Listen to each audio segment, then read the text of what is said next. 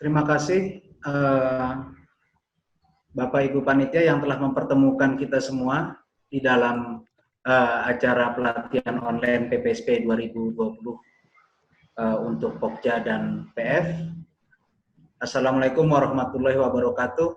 Waalaikumsalam warahmatullahi Bapak Ibu sekalian, sebagaimana sudah di dalam jadwal kita bahwa hari ini kita akan fokus selama hampir 1,5 hingga 2 jam kita ke depan. Kita akan belajar tentang bagaimana pemetaan kelembagaan yang ada di dalam pedoman SSK dan pedoman pemutakhiran SSK dan implementasi itu dilaksanakan. Dalam hal ini kita sudah hadir dari PIAU Advokasi dan Pemberdayaan PPSP, Ibu Eli Setiawati dari Kasubdit PASD, sekaligus sebagai Ketua PIAU KP. Selamat pagi Ibu. Pagi. Ya. Kemudian dengan Ibu Anita Gultom juga dari PIAU AE, PIAU KP, PIAU AE PPSP. Selamat pagi Ibu Anita. Bapak Ibu sekalian, pelatihan online ini punya tata cara, mohon ini kita pegang sama-sama selama pelatihan ini. Sebelumnya tolong dilakukan absensi ya, walaupun sekarang lagi tengah berjalan. Tolong diabsensi diisi dulu semua yang hadir. Sudah 88 peserta kita. Nah, kemudian sepanjang sesi presentasi mohon video dan audio Anda harus dinonaktifkan ya. Karena untuk tidak mengganggu kelangsungan daripada proses-proses yang sudah kita siapkan. Kemudian Bapak Ibu diperkenankan untuk menyalakan video dan audio ketika dipersilahkan oleh moderator pada sesi tanya jawab dan sesi foto bersama di akhir sesi. Nah, keempat, sepanjang sesi presentasi, Bapak Ibu diperkenankan untuk mengirimkan pertanyaan melalui chat secara privat ke Ibu Leninta Kristiani. Nah, pertanyaan itu di dalam sesi tanya jawab itu silakan nanti dilakukan.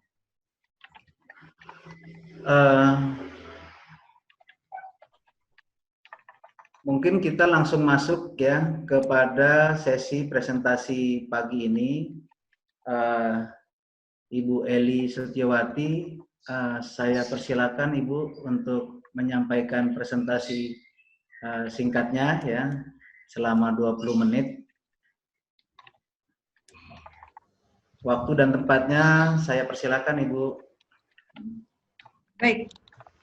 Terima kasih Pak Moderator, Pak Arief Budiman. Bisa didengar ya Pak? Ya Pak, ya Bu, ya Bu. Ya, ya. Baik, selamat pagi. Assalamualaikum warahmatullahi wabarakatuh. Kepada kawan-kawan semuanya, pada kesempatan hari ini kita masih diberikan nikmat kesehatan sehingga bisa kita berkumpul dalam satu pertemuan virtual meeting ini. Kepada Bapak Ibu semuanya yang berada di daerah, salam sehat selalu, semoga semua dalam keadaan kondisi sehat sampai dengan akhir tahun Bapak Ibu semuanya, karena memang kondisi situasi terkini kita sedang dalam menghadapi musibah COVID-19. Mudah-mudahan kita semua selalu diberikan keberkahan kesehatan untuk bisa melaksanakan tugas kita yang terbaik di tempat masing-masing. Baik, kepada Bapak Ibu semuanya, pada kesempatan hari ini kita mencoba untuk kembali menyampaikan informasi kepada Bapak Ibu untuk melaksanakan penguatan terhadap peningkatan akses khususnya yang sesuai dengan SDGs 2030. Bapak Ibu semuanya di situ adalah ada sanitasi, ada air minum dan ada juga kondisi persampahan. Bagaimana harus kita menuju 2030 adalah menuju layak dan aman. Bapak Ibu semuanya, dalam menerjemahkan target-target indikator yang memang sudah ditetapkan Bapak Ibu semuanya, ini memerlukan komitmen dari pemerintah pusat sampai dengan provinsi maupun pemerintah daerah, dan ujung tombak sekalipun kalau di kesehatan sendiri itu adalah kawan-kawan sanitarian. Dan yang tidak terkalah pentingnya adalah masyarakat ini harus segera kita berdayakan sehingga dia dapat ikut bergerak bersama-sama kita, sehingga tujuan yang akan tercapai itu dapat bisa tercapai sebelum waktunya, Bapak Ibu semuanya. Bapak Ibu semuanya, kembali lagi kepada diskusi pada pagi hari ini, Bapak Ibu semuanya. Pada kesempatan hari ini kita masih berbicara kepada SSK yang mungkin Bapak Ibu semuanya juga sudah terpapar bahwa dalam produk implementasi SSK itu sendiri adalah semuanya dalam rangka untuk menjabarkan capaian-capaian target indikator kita, khususnya untuk perbaikan peningkatan sarana sanitasi dasar, khususnya yang berada di posisi kabupaten kota atau di wilayah kerja Bapak Ibu semuanya. Harapan-harapan ini semuanya memang tidak hanya harapan, tetapi harus semuanya itu tertuang dalam produk Bapak Ibu semuanya, dalam produk dokumen yang komprehensif, yang di awal memang kita bekerja melalui adanya studi EHRA, ataupun Bapak Ibu semuanya kita melaksanakan monitoring apapun, Bapak Ibu semuanya kalau di Kementerian Kesehatan sendiri adalah melaksanakan pemicuan 5 pilar STBM dalam rangka perubahan perilaku, melaksanakan penilaian akses yang dimiliki oleh masyarakat, posisi terkini adalah sampai di posisi di mana, begitu juga tentang keberadaan bagaimana pengelolaan sampah yang semuanya tertuang dalam 5 pilar STBM, Bapak Ibu semuanya. Sebaiknya memang itu perlu ada dokumen SSK di masing-masing kabupaten kota tersebut, Bapak Ibu semuanya. Pada kesempatan hari ini kita akan berbicara tentang pentingnya pemetaan kelembagaan pemerintah daerah dan KSM yang terletak pada milestone ke-1, di mana di dalam komitmen atau milestone itu kita memiliki milestone 4 milestone. Mudah-mudahan Bapak Ibu semuanya sudah berada di pada posisi keempat, yaitu adalah semua daerah sudah bisa melaksanakan replikasi dalam rangka memberikan potret terbaik bagi keberhasilan kepada wilayah-wilayah yang memang harus kita prioritaskan untuk dilaksanakan peningkatan kualitasnya, di mana dalam hal ini semuanya adalah dampak muaranya adalah peningkatan derajat kesehatan masyarakat. Baik Bapak Ibu semuanya, dalam pemetaan kelembagaan pemerintah di sini, daerah dan KSM, di sini ada pemerintahan daerah, ada pemerintahan kelembagaan masyarakat, Bapak Ibu semuanya. Peran dari Pokja masing-masing kabupaten kota itu sendiri harus bukan bisa berfungsi, tetapi harus dioptimalkan Bapak Ibu semuanya. Kita perlu kerja cerdas Bapak Ibu semuanya, dan harus memiliki target. Kalau tidak memiliki target, sama aja kita tidak bisa mengevaluasi diri kita sudah di posisi di mana. Tujuan pemetaan kelembagaan pemerintah daerah di sini adalah salah satunya bagaimana tugas dan fungsi dalam pelaksanaan sanitasi di kabupaten kota sendiri, Bapak Ibu semuanya, masing-masing lintas program dan lintas sektor terkait keberfungsiannya dalam rangka menerjemahkan apa yang memang seharusnya dilakukan yang tertuang dalam produk dokumen SSK yang sudah kita buat. Salah satunya adalah hasil daripada studi EHRA tersebut, Bapak Ibu semuanya. Selanjutnya, mengidentifikasi permasalahan kelembagaan berdasarkan kondisi existing terkait tugas dan fungsi tersebut.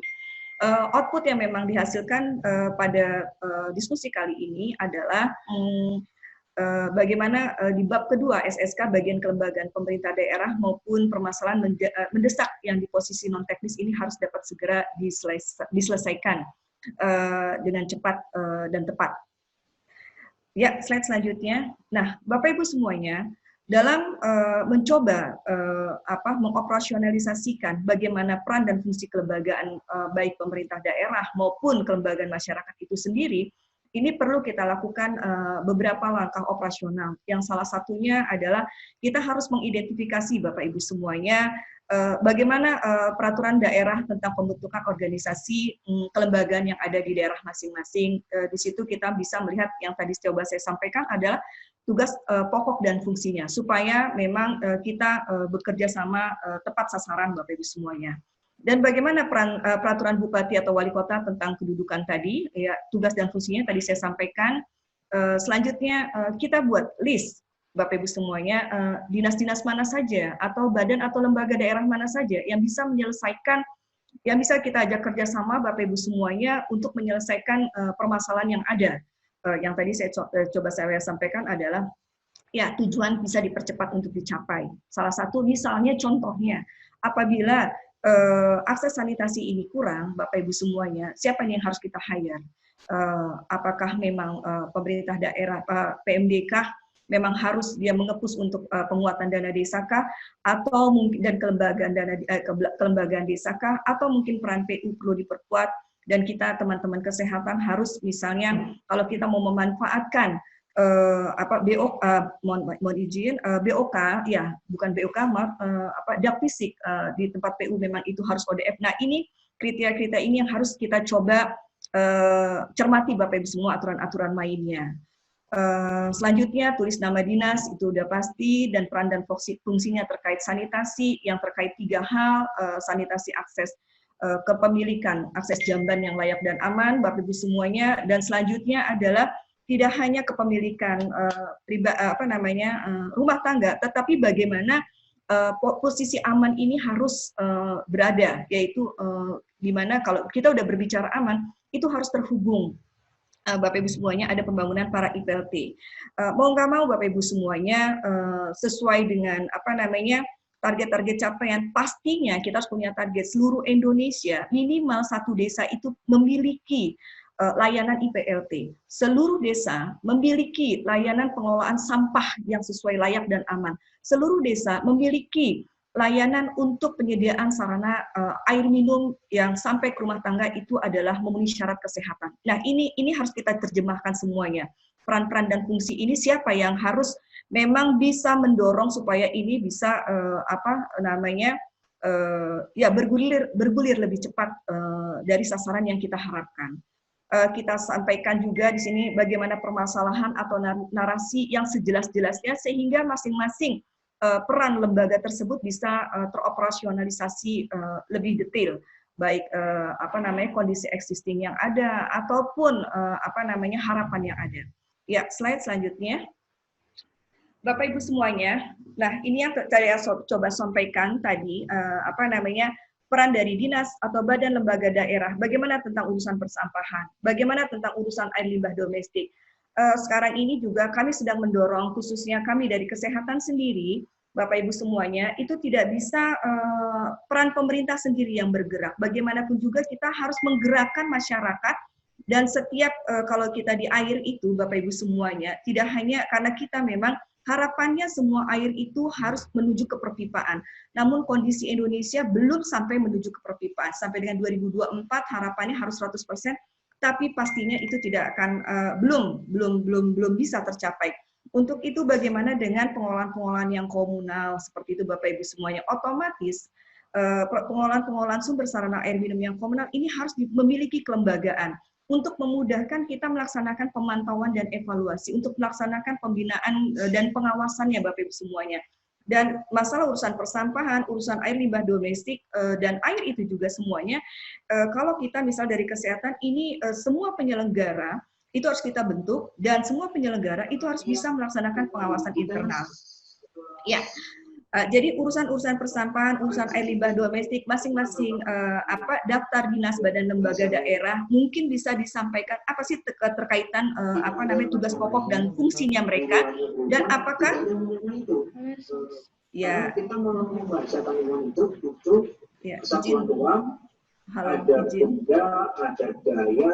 mohon kameranya siapa yang masih itu? Ya. Silakan Bu Eli lanjut. Ya, siap. Siap Bapak Ibu. Ya, itu tadi Bapak Ibu semuanya. Bagaimana urusan persampahan ini secara tugas pokok dan fungsi sudah dijabarkan oleh dinas atau badan lembaga daerah tersebut. Apakah memang hanya satu dinas atau badan lembaga tersebut yang melaksanakan pengelolaan urusan persampahan saja, atau limbah domestik saja, atau atau pengelolaan air saja, Bapak Ibu semuanya. Harus diuraikan sedetail mungkin.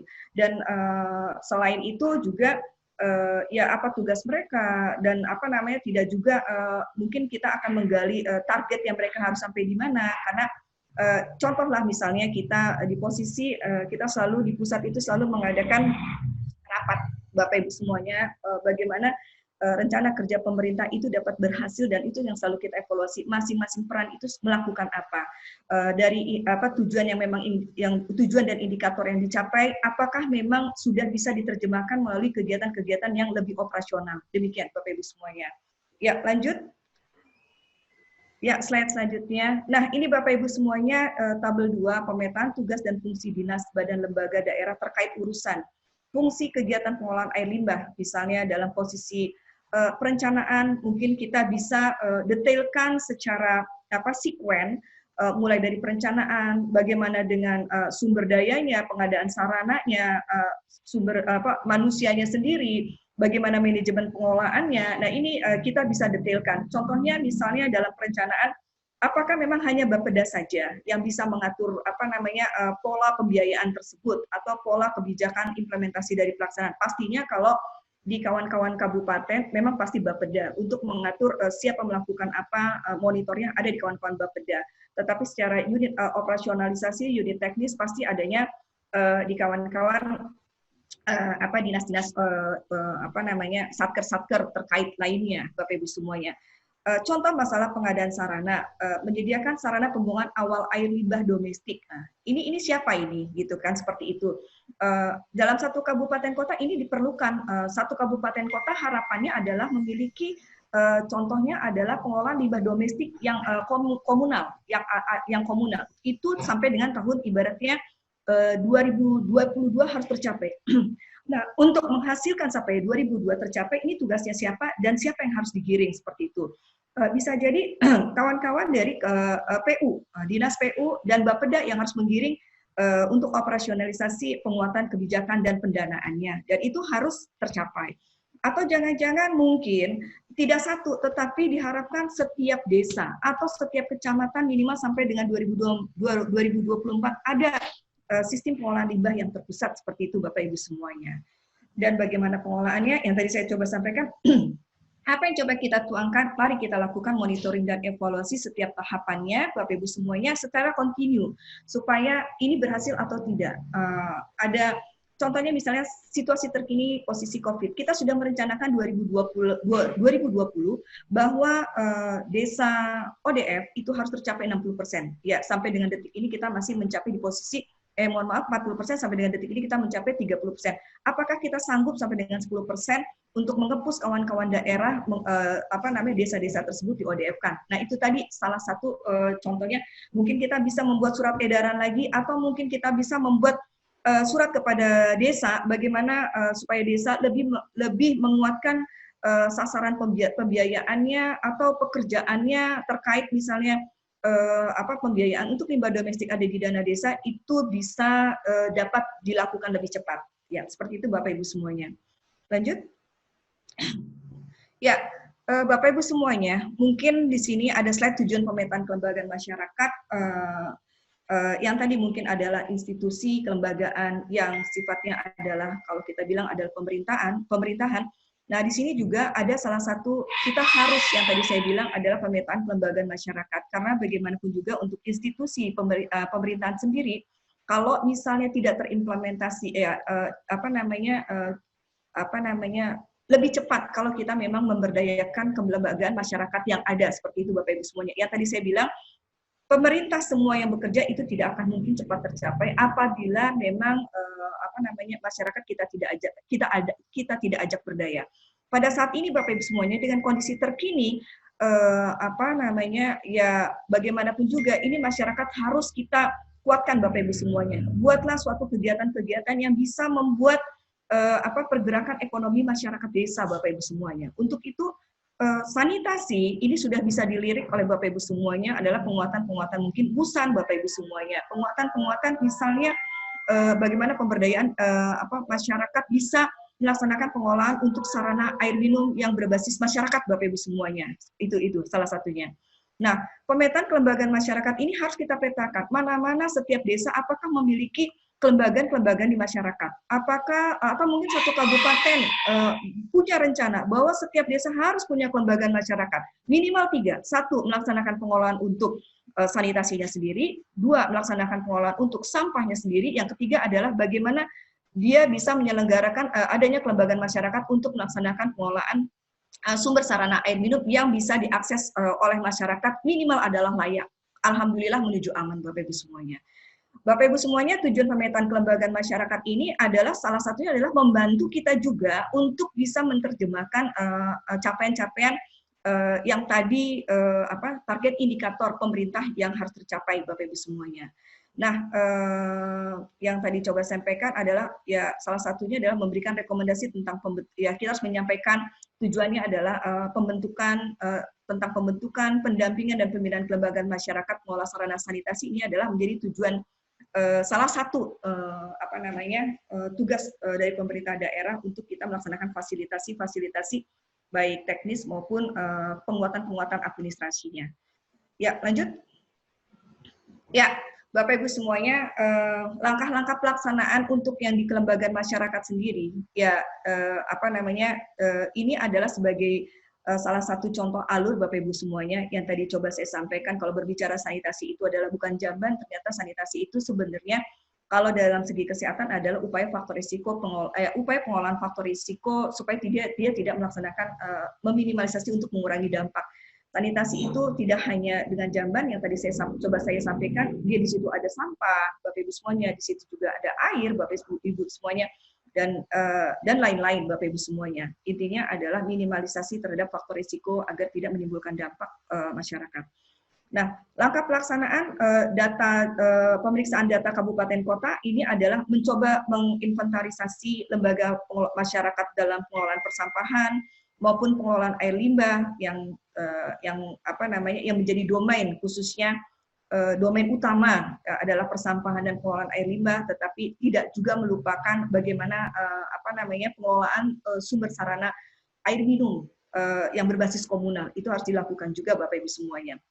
Nah, lembaga masyarakat di sini bisa dituangkan misalnya bagaimana melaksanakan TPS 3R, ada bank sampah, ada pusat daur ulang sampah, jasa pengangkutan sampah. Ini kita bisa ada atau tidaknya, kalau memang ada dia atau aktif atau tidak, seperti itu, atau mungkin sifatnya yang situasional. Nah, ini mau nggak mau Bapak Ibu semuanya kalau misalnya dia aktif, alhamdulillah. Dan kalau bisa, ini kita buatkan sistem monitoringnya, Bapak Ibu semuanya, sehingga memudahkan kita dalam rangka melaksanakan evaluasinya. Pada saat ini juga kami mencoba untuk mengembangkan bagaimana para penyelenggara air minum yang kita anggap juga adalah harus memiliki kelembagaan, Bapak Ibu semuanya, artinya kelembagaan itu cukuplah di-SK-kan oleh kepala desa dalam rangka untuk memiliki tanggung jawab bahwa ini loh sarana air minum yang akan dibutuhkan oleh masyarakat desa, berarti harus dilaksanakan perlindungan. Begitu juga mungkin pengelolaan sampah tadi, supaya sampah itu menjadi tidak mencemari, menjadi aman, dan intinya semuanya adalah ujung-ujungnya ekonomi kreatif yang harus kita galakkan pada saat ini Bapak Ibu semuanya. Nah, dalam langkah pelaksanaan ini tadi masalah aktif, tidak aktif atau situasional, mungkin aktif kita list lagi, misalnya kita detailkan lagi. Kalau dia aktif, berarti apakah ada urusan-urusan yang terkait operasional terkecil yang memang harus dilakukan perbaikan segera. Contohnya di posisi IPAL, ada kerusakan jaringan sambungan, masalah pengelolaan keuangan belum terupdate atau belum termanajerial dengan baik. Nah, ini perlu dilakukan pendampingan oleh kawan-kawan kalau kita bilang adalah pemerintah kabupaten kota. Demikian Bapak Ibu semuanya. Ya, slide lanjut. Ya, Bapak Ibu semuanya, ini ini kita mencoba menguraikan detail operasional penyelenggaraan masing-masing daripada lembaga masyarakat tersebut. Yang saya coba setiap output mohon dijelaskan satu persatu seperti itu sehingga untuk bisa monitor untuk bisa dimonitor kekurangannya di posisi di mana seperti itu. Contohnya misalnya adalah kita berbicara tentang persampahan Bapak Ibu semuanya. Di sini ada bank sampah. Nama lembaganya apa? Misalnya kita sebut nama lembaganya Rukun dan Damai seperti itu. Ya, dia berdiri tahun 2017, ya kan? Ada SK-nya, SK siapa yang tadi coba saya sampaikan? Cukuplah SK kepala desa, nggak usahlah sampai dengan posisi lembaga-lembaga seperti itu kan. Yang misalnya ada badan hukumnya seperti itu, cukuplah kepala desa itu mengetahui bahwa di situ dialah yang akan menunjuk penyelenggaranya. Contoh misalnya pada saat ini kita melaksanakan kegiatan padat karya tunai desa, Bapak Ibu semuanya, kita harapkan itu adalah nanti dikelola oleh desa, Bapak Ibu semuanya, dan keberhasilannya adalah untuk desa, Bapak Ibu semuanya. Maka cukuplah hanya sampai di posisi SK kepala desa saja supaya tidak terlalu memperpanjang birokrasi lainnya. Karena memang yang menjadi tanggung jawab di ujung tombak untuk administrasi daerah paling terpusat terkecil itu adalah kepala desa Bapak Ibu semuanya. Dan kita perlu mengetahui kalau misalnya di desa tersebut ada 500 kakak, ternyata jumlah anggota atau pengurusnya itu cuma 120 kakak atau 10 orang. Nah, artinya pelayanan kita ini belum optimal. Bagaimana nanti kita melakukan supaya ini lebih optimal Bapak Ibu semuanya? Bidang apa yang dikelola? Ya, misalnya tabungan sampah, usaha kerajinan, ya, cakupan wilayahnya sampai mana saja. Nah, kalau misalnya cakupan wilayahnya sampai menuju desa yang lain, monggo saja, nggak masalah seperti itu. Jadi memang ternyata memang desa A yang memang bisa melaksanakan pengelolaan manajerial baik teknis maupun non teknis yang dia lebih optimal sehingga layanannya dia bisa akses kepada desa-desa lainnya. Nah, sumber dana operasionalnya sebutkan Bapak Ibu semuanya bukan ya dalam rangka mencoba untuk supaya melihat operasionalisasi berjalan atau bisa nanti mungkin dikembangkan dalam usaha-usaha kredit yang lain. Nah, aset barangnya apa saja dalam rangka untuk mendukung operasionalisasi pelaksanaan dan status keterangannya yang tadi saya coba bilang aktif atau tidak aktif. Nah, teman-teman pemerintah kabupaten kota sendiri ya Bapak Ibu semuanya atau mungkin kalau di kami adalah puskesmas Bapak Ibu semuanya ini harus melihat nih posisi aktif dan tidak aktifnya. Tidak aktifnya kenapa? Nah, tidak aktifnya itu kita lihat itu tadi dari kerangka-kerangka bentuk lembaganya, apakah jumlah anggotanya aktif yang masih sedikit kah? Mungkin kepemimpinannya yang belum bisa diterima oleh masyarakat kah? Atau mungkin pengelolaannya masih sifat feodal lah seperti itu Bapak Ibu semuanya. Ya, lanjut. Ya, ini contoh IPAL komunal dan MCK++, saya rasa ini nanti bisa kita Bapak Ibu semuanya bisa menjadi contoh bagi kawan-kawan daerah. Mungkin kawan-kawan daerah memiliki contoh-contoh yang Bu punya saya ini lebih eksis. Nah, dan ternyata layanannya lebih besar dan kegiatan-kegiatannya lebih besar. Nah, kami harapkan praktik-praktik baik ini bisa di-share kepada kami, Bapak Ibu semuanya, bisa di-share oleh Bapeda sehingga memberikan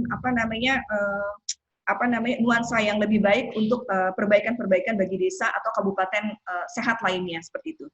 Ya, lanjut saja Pak. Ya, Ibu Eli mengingatkan sedikit waktu kita hingga tinggal 7 menit lagi, Bu Eli. Oh ya, siap, Pak. Ya. Selanjutnya di sini identifikasi peran dan pengaruh pemangku kepentingan Bapak Ibu semuanya. Bapak Ibu semuanya sangat penting pemangku kepentingan lain selain yang berada di kalau kita bilang struktur organisasi pemerintah dan masyarakat.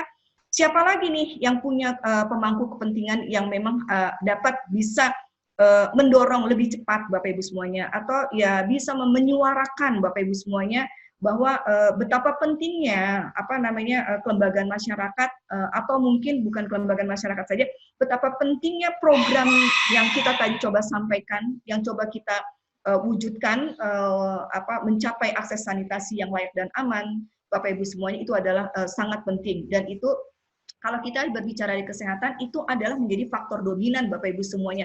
Bahwa lingkungan itu 40% mempengaruhi Bapak Ibu semuanya dari dari kejadian penyakit dibandingkan dengan perilaku, dibandingkan dengan layanan kesehatan dan lainnya.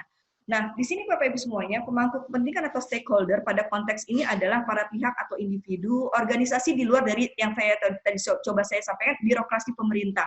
Siapa di situ? Ya, slide selanjutnya. Di sini ada anggota ya, peran DPRD, bisa Bapak Ibu semuanya. Ya, kita harus identifikasi siapa-siapa nih. Ya, slide. Siapa-siapa yang bisa membantu kita dalam rangka mempercepat, mendorong mendorong untuk program kita lebih cepat berhasil Bapak Ibu semuanya. Kita bisa melaksanakan identifikasi semua informasi pemangku kepentingan. Bisa lanjut saya. Kita analisa dan kita lakukan penilaian scoring. Siapa nih yang sebenarnya nih kalau misalnya slide selanjutnya saja. Kalau misalnya salah satunya adalah anggota legislatif atau pengusaha swasta, organisasi massa, ternyata tokoh masyarakat ini memiliki nilai yang lebih tinggi dibandingkan kita kalau kita melaksanakan pendekatan kepada anggota legislatif atau pengusaha swasta.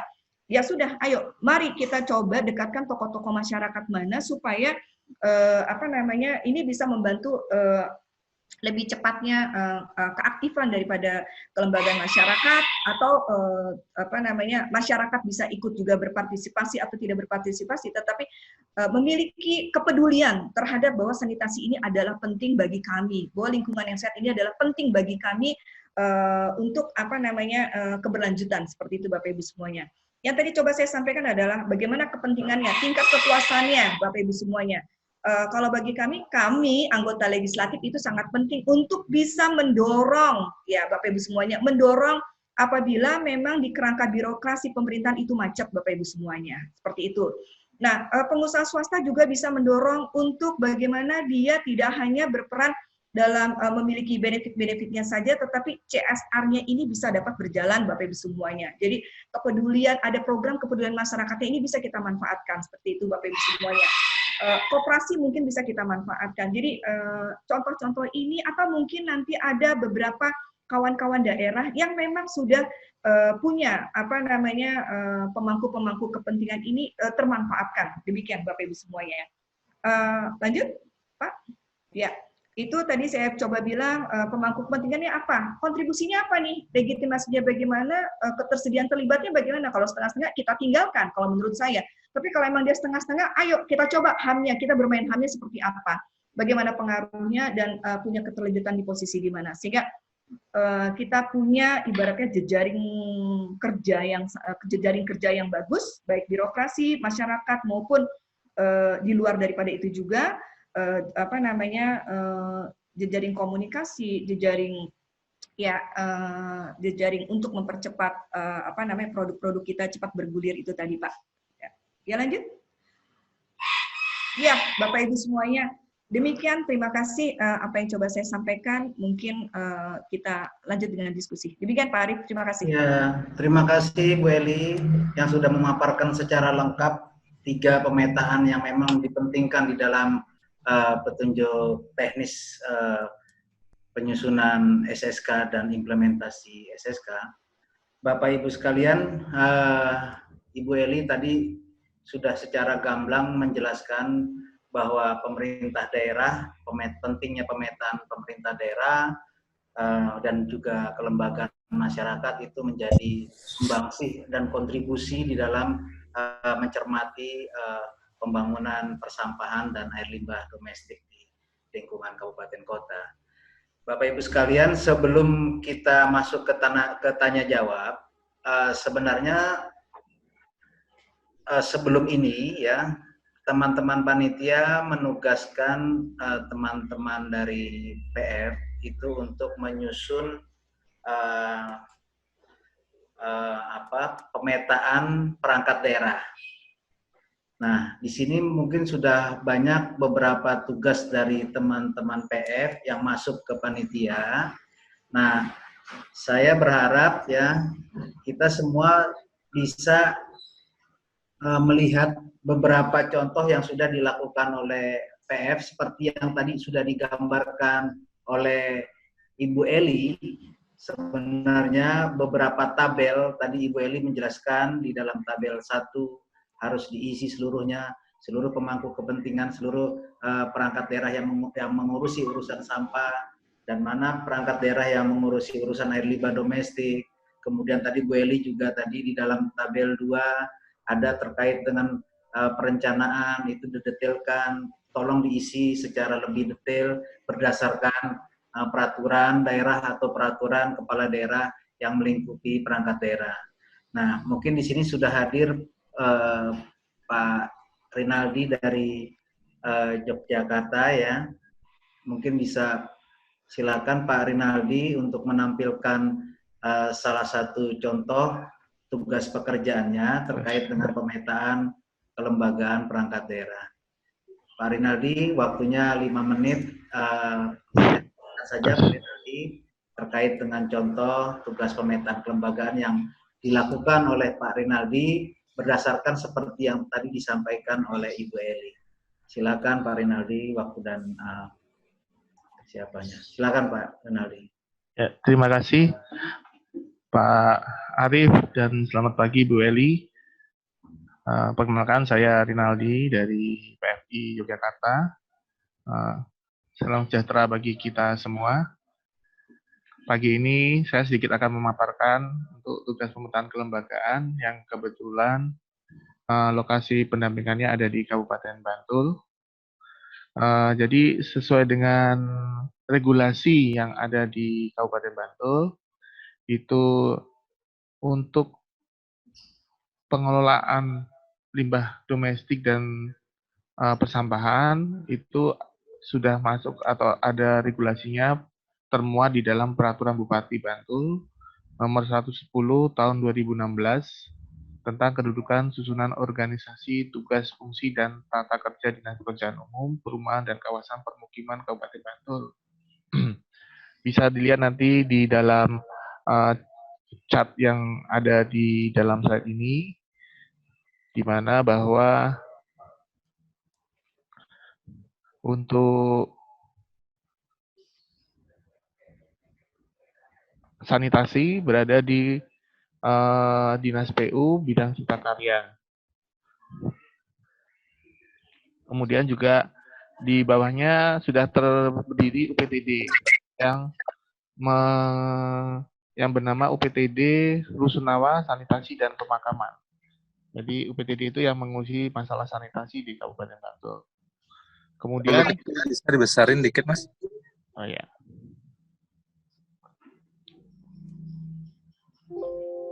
Tes 1. Cukup? Ya. Kemudian pada Peraturan Bupati Bantul nomor 136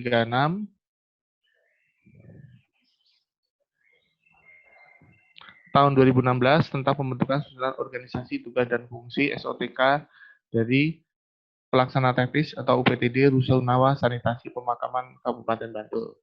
Termuat di bab 3 bagian 2 pasal 6. Jadi di dalam tabel ini fungsi kegiatan pengolahan air limbah untuk perencanaan secara regulasinya ada di bidang Cipta Karya.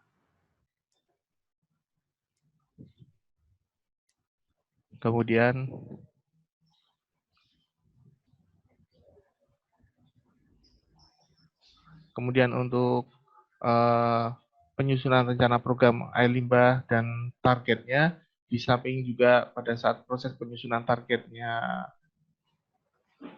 dari air limbah itu disusun oleh Bapeda, namun secara regulasinya ada di bidang Cipta Karya di PUPKP Kabupaten Bantul. Tetapi juga sesuai dengan regulasi UPTD tadi, termuat bahwa UPTD juga mempunyai tanggung jawab untuk menyusun perencanaan tersebut. Jadi di sini saya masukkan UPTD masuk di dalam perencanaan. Kemudian di pengadaan sarana prasarana itu lebih kepada dilaksanakan oleh bidang PU Cipta Karya oleh Kabupaten Bantul. Sedangkan untuk pengolahan itu diserahkan ke UPTD Rusunawa dari proses penyediaan layanan sudah tinjau, mengolah UPLT, melakukan penarikan retribusi, memberikan izin usaha pengolahan dan melakukan pengecekan kelengkapan utilitas tangki itu berada di UPT Rusunawa. Namun yang cukup menarik di sini adalah ada di monitoring dan evaluasi bahwa untuk melakukan monitoring dan evaluasi terhadap baku mutu air limbah domestik itu berada di UPTD bidang pengendalian pencemaran atau DLH, bidang pengendalian pencemaran dan kerusakan lingkungan hidup di DLH Kabupaten Bantul. Untuk yang monitoring dan evaluasi baku mutu air limbah domestiknya. Sedangkan untuk melakukan monitoring dan evaluasi terhadap pencapaian target, kemudian monitoring evaluasi kapasitas infrastruktur, dan monitoring evaluasi terhadap efektivitas layanan air limbah berada di bidang cipta karya dan juga ada di UPTD. Itu untuk yang air limbah. Kemudian yang kedua, pemetaan untuk bidang persampahan termuat juga di dalam regulasi yang sudah ada pada Peraturan Bupati nomor 116 tahun 2016 tentang SPTK dan Tata Kerja Dinas Lingkungan Hidup Kabupaten Bantul. Juga termuat di dalam Peraturan Bupati nomor 6 tahun 2018 tentang pembentukan susunan organisasi atau SOTK UPTD Pelaksana Teknis Daerah Kebersihan Persampahan dan Pertamanan Kabupaten Bantul. Untuk yang UPTD ini bisa dilihat di dalam peraturan bupatinya pada bab 3 susunan organisasi kedudukan tugas dan fungsi bagian kedua pasal 6. Jadi termuat di situ tentang tupoksi dari pengelolaan persampahan. Dari tabel bisa kita lihat bahwa perencanaan di samping Bapeda mungkin juga ada di dalamnya. Kemudian tetapi secara regulasinya ada di DLH, yaitu seksi bidang pengolahan sampah, bidang pengolahan sampah limbah B3 dan peningkatan kapasitas DLH Kabupaten Bantul. Kemudian penyusunan rencana kerja program juga sama di seksi pengolahan sampah. Kemudian menyusun rencana anggaran program juga ada di pengolahan sampah. Kemudian di pengadaan sarana dan prasarana itu juga ada di seksi pengolahan sampah DLH Kabupaten Bantul. Dari menyediakan sarana pengumpulan, membangun sarana tempat penampungan sementara, membangun sarana pengangkutan, membangun sarana TPA. Nah, di sini kemungkinan akan ada di pembangunan sarana TPA mungkin bisa kita masukkan juga dari Balai PPW ya, karena mereka yang membangunkan dari pusat Kementerian PU.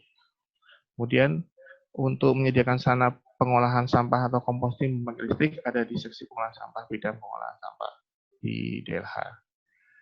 Untuk pengolahan itu ada di UPT pelayanan kebersihan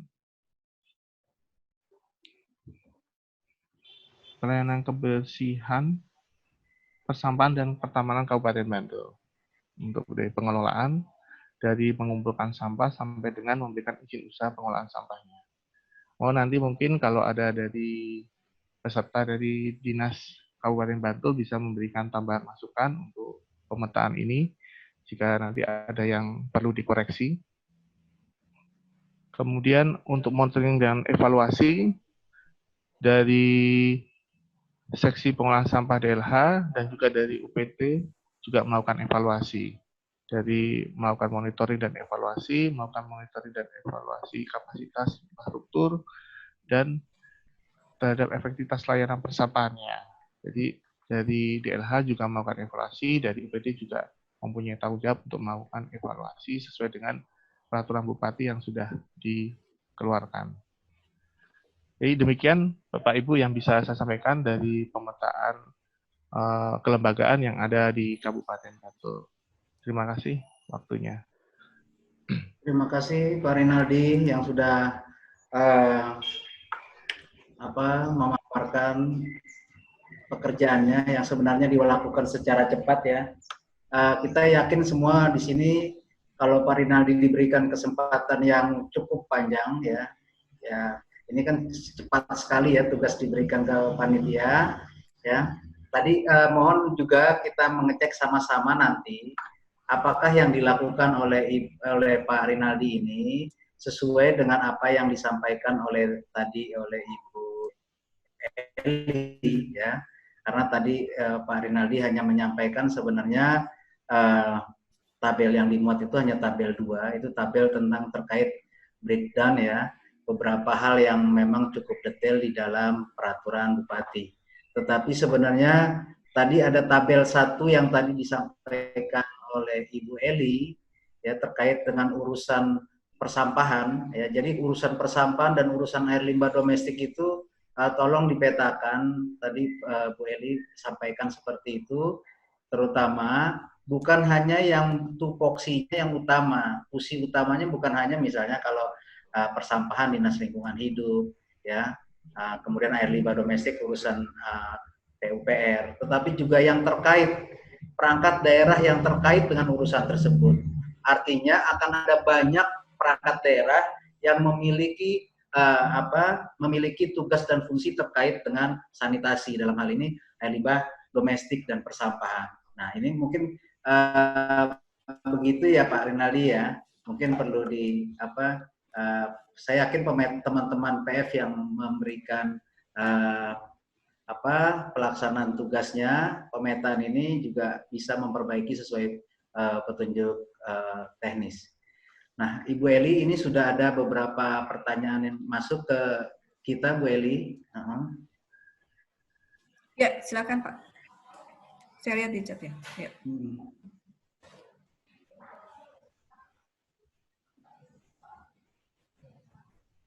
Nah, ini dari Pokja Jogja, Bu Eli. Sharing info, ya. Informasi terkait penguatan kelembagaan non-pemerintah untuk mendukung program percepatan sanitasi permukiman. DIY telah membentuk tim Pokja PPAS dengan SK nomor 31 /tim/2020, dan di dalam sektor tersebut sudah melibatkan lembaga non-struktural pemerintah yaitu Basnas DIY. Oh ya, ini sekedar informasi Bu Eli bahwa ternyata teman-teman dari Pokja bukan hanya melibatkan perangkat daerah, tapi juga melibatkan yang non perangkat daerah, yaitu dari Basnas, Bu Eli. Ya, siap. Saya cuma mau menambahkan, terima kasih atas sharing informasinya, Bapak Ibu semuanya. Ini sangat bagus. Jadi yang tadi coba disampaikan oleh Pak Rinaldi sebagai implementasi bagaimana kita bisa menuangkan peran-peran dari perangkat pemerintah, ya, birokrasi pemerintah daerah, Bapak Ibu semuanya, untuk mewujudkan target SDGs 2030 yang terkait 3 hal yang kita memang minta diamanahkan, Bapak Ibu semuanya, yaitu air, sanitasi, tidak hanya IPLT saja, tetapi kita juga diminta kalau kesehatan adalah ODF, Bapak Ibu semuanya, dan yang selanjutnya adalah persampahan, Bapak Ibu semuanya. Itu memang yang seperti apa yang disampaikan oleh Pak Rinaldi itu sudah cukup baik, namun perlu didetailkan kembali. Dan kalau saya menyarankan mungkin dalam bahan tadi kan itu kan belum ketemu targetnya, bisa ditampilkan targetnya sampai dengan tahun berapa harus tercapai, atau mungkin kalau misalnya dia ada target tahun 2020 ini, detilkan lagi per bulannya dan lakukan diskusi PJ-nya siapa, seperti itu mungkin lebih bagus, lebih kompetitif. Dan yang terkait sharing informasi ini, Bapak Ibu semuanya, sebenarnya kita bisa memanfaatkan juga, mungkin kawan-kawan Bapeda juga sudah cukup familiar kita bahwa ada kegiatan Kabupaten Kota Sehat, Bapak Ibu semuanya, di mana di sini ada salah satunya adalah perlu adanya Pokja Kabupaten Kota Sehat di tingkat kabupaten kota. Ini tidak hanya berbicara bagaimana tentang penyakitnya saja, penurunan penyakit, tetapi ya harus dikeluarkan berbicara tentang kabupaten kota sehat ini, ya salah satunya adalah sanitasi, ODF, Bapak Ibu semuanya. Kalau udah ada ODF, Bapak Ibu semuanya, ODF itu adalah menjadi target utama, Bapak Ibu semuanya. Kalau memang belum ODF, ini tidak bisa masuk dalam kriteria kabupaten kota sehat. Nah, menurut saya ini bisa dimanfaatkan kelompok-kelompok kerja kabupaten kota sehat untuk dalam rangka mendukung yang tadi di luar dari kelembagaan yang di luar dari pemerintah itu tadi. Dan banyak lagi kalau menurut saya kita bisa nggak sih kita manfaatkan dengan kelembagaan yang memang sudah ada. Kalau menurut saya sih kita manfaatkan saja daripada kita harus membentuk, karena kelembagaan yang sudah ada pastinya dia sudah solid gitu. Demikian Pak Arif. Ya, terima kasih Bu Eli. Begitu ya. Terima kasih juga sharingnya dari Pokja PPAS Jogja. Nah, ini ada lagi Ibu Eli dari Pak Jusfar PF dari Kalimantan Timur dan Ibu Mira dari Pokja Kota Waringin Timur. Dari Bapak Jusfar, bagaimana caranya mengintegrasikan atau mensinergikan antara kelembagaan formal dinas dalam hal ini dengan kelembagaan informal? Pak Ana nggak nyebutin nama tadi. Untuk mewujudkan pengelolaan sanitasi yang berkelanjutan. Kedua, apabila sebuah lembaga pengelola sanitasi sudah terbentuk, KSM, ya, apa yang dapat dilakukan oleh Pemda sehingga lembaga tersebut bisa berjalan dengan optimal dan berkelanjutan. Nah, mungkin dari Bapak Jusfar dulu, Bu Eli, bisa kita tanggapi. Ya, siap Pak. Tadi saya coba sampaikan bahwa kalau misalnya pemerintah saja yang bergerak itu tidak akan kecepatannya tidak kecepatannya untuk mencapai suatu tujuan itu yang kita tetapkan itu tidak mungkin akan berhasil tanpa memberdayakan masyarakat Bapak Ibu semuanya. Nah, ini perlunya ada yang kalau misalnya kita sudah membentuk tadi yang seperti apa yang coba disampaikan oleh Pak Rinaldi, dan kita mencoba sudah memetakan kelembagaan masyarakat tersebut, Bapak Ibu semuanya, dan kelembagaan masyarakat tersebut itu adalah coba kita lihat uraian pekerjaannya, atau kita dampingi, kita fasilitasi Bapak Ibu semuanya, karena ada tiga ya, ada pemerintah, ada masyarakat, dan ada peran swasta, atau yang tadi kita bilang adalah di luar dari dua tadi kita sebutkan. Ini memang harus kita coba sinergikan antara rencana kerja pemerintah sendiri dan rencana kerja masyarakat. Ini harus tersinergi. Bagaimanapun juga kalau misalnya di situ sudah ada pembentukan kelompok kerja masyarakat, itu harus kita dampingi, kita fasilitasi. Kalau tidak kita fasilitasi, lepas Bapak Ibu semuanya. Artinya apa? Pemerintah hadir di masyarakat, pemerintah hadir di lapangan untuk dalam memastikan apakah sudah sesuai dengan target yang memang kita coba tuangkan, dan jangan-jangan sudah lebih operasional. Ini alhamdulillah, artinya kita belum bergerak, mereka sudah bergerak, itu tadi. Jadi perlunya ada mungkin mekanisme mekanisme fasilitasi rapat antara Pokja, kelompok kerja pemerintah dan kelompok kerja masyarakat. Ini tapi memang itu harus Bapak Ibu semuanya harus misalnya dibagi, kita akan membahas apa, jadi supaya memang lebih efektif dan efisien untuk mencapai sinergitas tadi. Jadi kata kuncinya adalah memang kita dalam menuangkan perencanaan tidak hanya berbasis yang sifatnya adalah rutinitas, pesan Pak Presiden sendiri, bikinlah kegiatan atau mungkin bikinlah aksi-aksi yang memang layanannya adalah langsung bisa dirasakan oleh masyarakat seperti itu. Nah, saya pikir adalah kenapa tidak untuk melaksanakan fasilitasi pendampingan kelompok kerja masyarakat ini adalah menjadi tugas utama kita. Dalam rangka apa? Supaya kita bisa melaksanakan pengelolaan ke daerah yang memang belum terjadi kelompok kerja masyarakat, atau memang belum daerah tersebut belum tersentuh untuk layanan percepatan akses. Demikian, Pak. Terima kasih. Ya, terima kasih Bu Eli, udah cukup lengkap ya menurut saya. Nah, tapi kita pengen kenal Pak Jusfar dari Kalimantan Timur. Pak Jusfar, silakan mengaktifkan suaranya. Menurut ada tanggapan lagi dengan penjelasan yang cukup detail dari Ibu Eli. Silakan Pak Jusfar. Baik, terima kasih Pak Arif. Assalamualaikum warahmatullahi wabarakatuh. Waalaikumsalam Pak Juswar. Selamat pagi dan salam sejahtera untuk kita semua. Ya, selamat pagi Pak Juswar. Salam baik, sehat. Terima kasih bagi tanggapannya. Saya sih tadi menguraikan pertanyaan, hanya sedikit berbagi dengan beberapa pengalaman rekan saya yang memang dia sudah merintis kelembagaan non formal, hanya barangkali dalam perjalanannya barangkali kurang termonitor keberadaannya oleh Pemda, atau barangkali juga lembaga pengelola KSM tersebut sangat kurang juga aksesnya atau linknya ke birokrat, sehingga dalam keberadaannya ya barangkali bisa dikatakan mati suri gitu ya. Nah barangkali di situ mungkin yang kurang adalah peningkatan kapasitasnya, bagaimana cara dia mengembangkan manajemen pengelolaannya, itu mungkin barangkali gambarannya, Bu.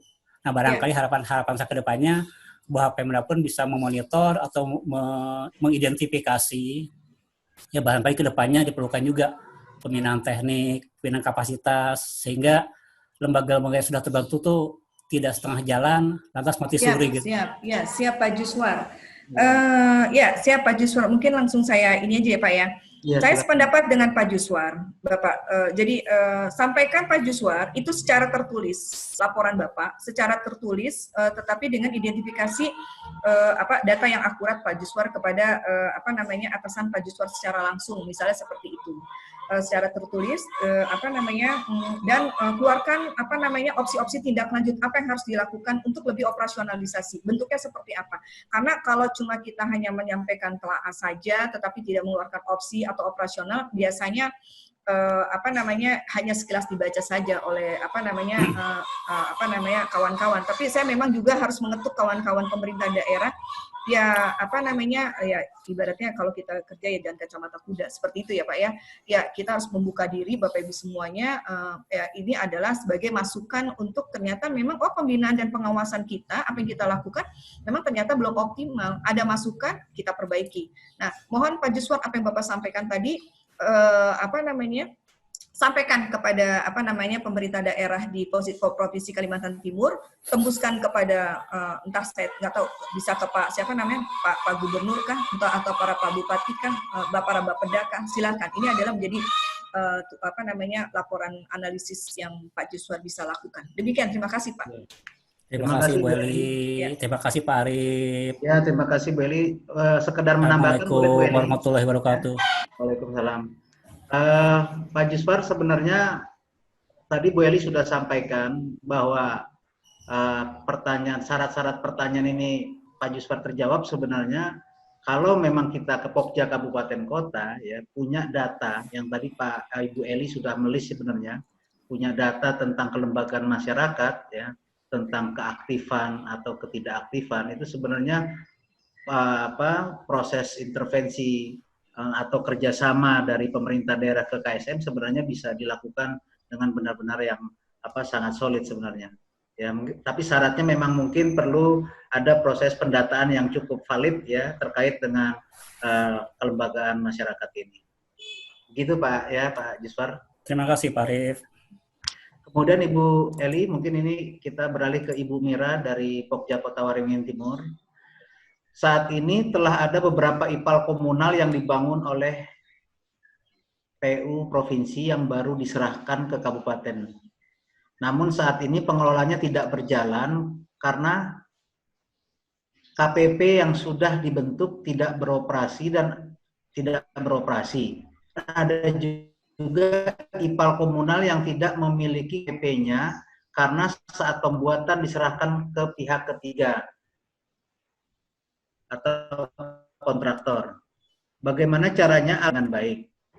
Kedua, apakah harus kami anggarkan untuk pemeliharaannya atau harus membentuk KPP baru yang lebih aktif? Ini sebentar mungkin Ibu Mira bisa mengaktifkan suara dan videonya. KPP ini maksudnya kelompok kerja kan perjanjian kerjasama ya? Bukan, kelompok pemakai dan pengelola. Kelompok pemakai dan pengelola. Oke. Terima kasih Pak Richard. Nah, mungkin bisa langsung ditanggapi oleh Ibu Eli. Ya, siap Pak. Sebenarnya pusat, provinsi, Bapak Ibu semuanya, itu adalah memang sebenarnya tugas pokok dan fungsinya Turbinwas, dan juga bisa melaksanakan pembiayaan-pembiayaan terkait percepatan-percepatan yang bisa diterapkan, diimplementasikan di kabupaten kota. Seperti itu Bapak Ibu semuanya, itu perlu digarisbawahi. Karena memang ada aturan main tentang pengelolaan keuangan bahwa pemerintah pusat bisa melaksanakan penyerahan uang atau dalam bentuk barang seperti itu Bapak Ibu semuanya. Nah, Bapak Ibu semuanya, pada intinya apapun kalau misalnya Bapak Ibu semuanya tidak dilakukan pengelolaan, ya pasti ini akan jadi mangkrak. Kalau menurut saya, memang seharusnya kata kuncinya emang Bapak Ibu semuanya, contoh misalnya kita ada pelaksanaan kegiatan PAMSIMAS, pembangunan sarana air minum, Bapak Ibu semuanya, itu memang harus didahului dengan pemberdayaan masyarakat dulu. Menciptakan keinginan masyarakat itu bahwa ini adalah kebutuhannya Bapak Ibu semuanya. Nah, kalau sudah diciptakan kebutuhannya, berarti dia mau nggak mau, kalau misalnya ada terjadi penyediaan sarana, bagaimana? Apakah, ya itu harus kita, ibaratnya kita smash pada masyarakat, ini harus diapakan seperti itu. Mau nggak mau, yang tadi kita dari presentasi yang saya sudah coba sampaikan, bagaimanapun juga kita harus melaksanakan itu tadi pembentukan kelompok-kelompok masyarakat yang berdaya, ya berdaya dalam rangka pengelolaannya kah, dalam rangka secara teknis kah, maupun dalam rangka secara manajerialnya dan administrasinya Bapak Ibu semuanya. Kalau misalnya tidak dikelola, ya pastinya pasti akan mangkrak seperti itu Bapak Ibu semuanya. Dan kalau misalnya tadi disampaikan, apakah misalnya kabupaten kota, bagaimana caranya agar IPA tersebut tetap berjalan dengan baik? Ya, kata kuncinya adalah tadi sudah terjawab bahwa Bapak Ibu semuanya, ya harus ada kelompok KPP tadi, Bapak Ibu semuanya. KPP yang aktif, kalau tidak aktif ini bahaya.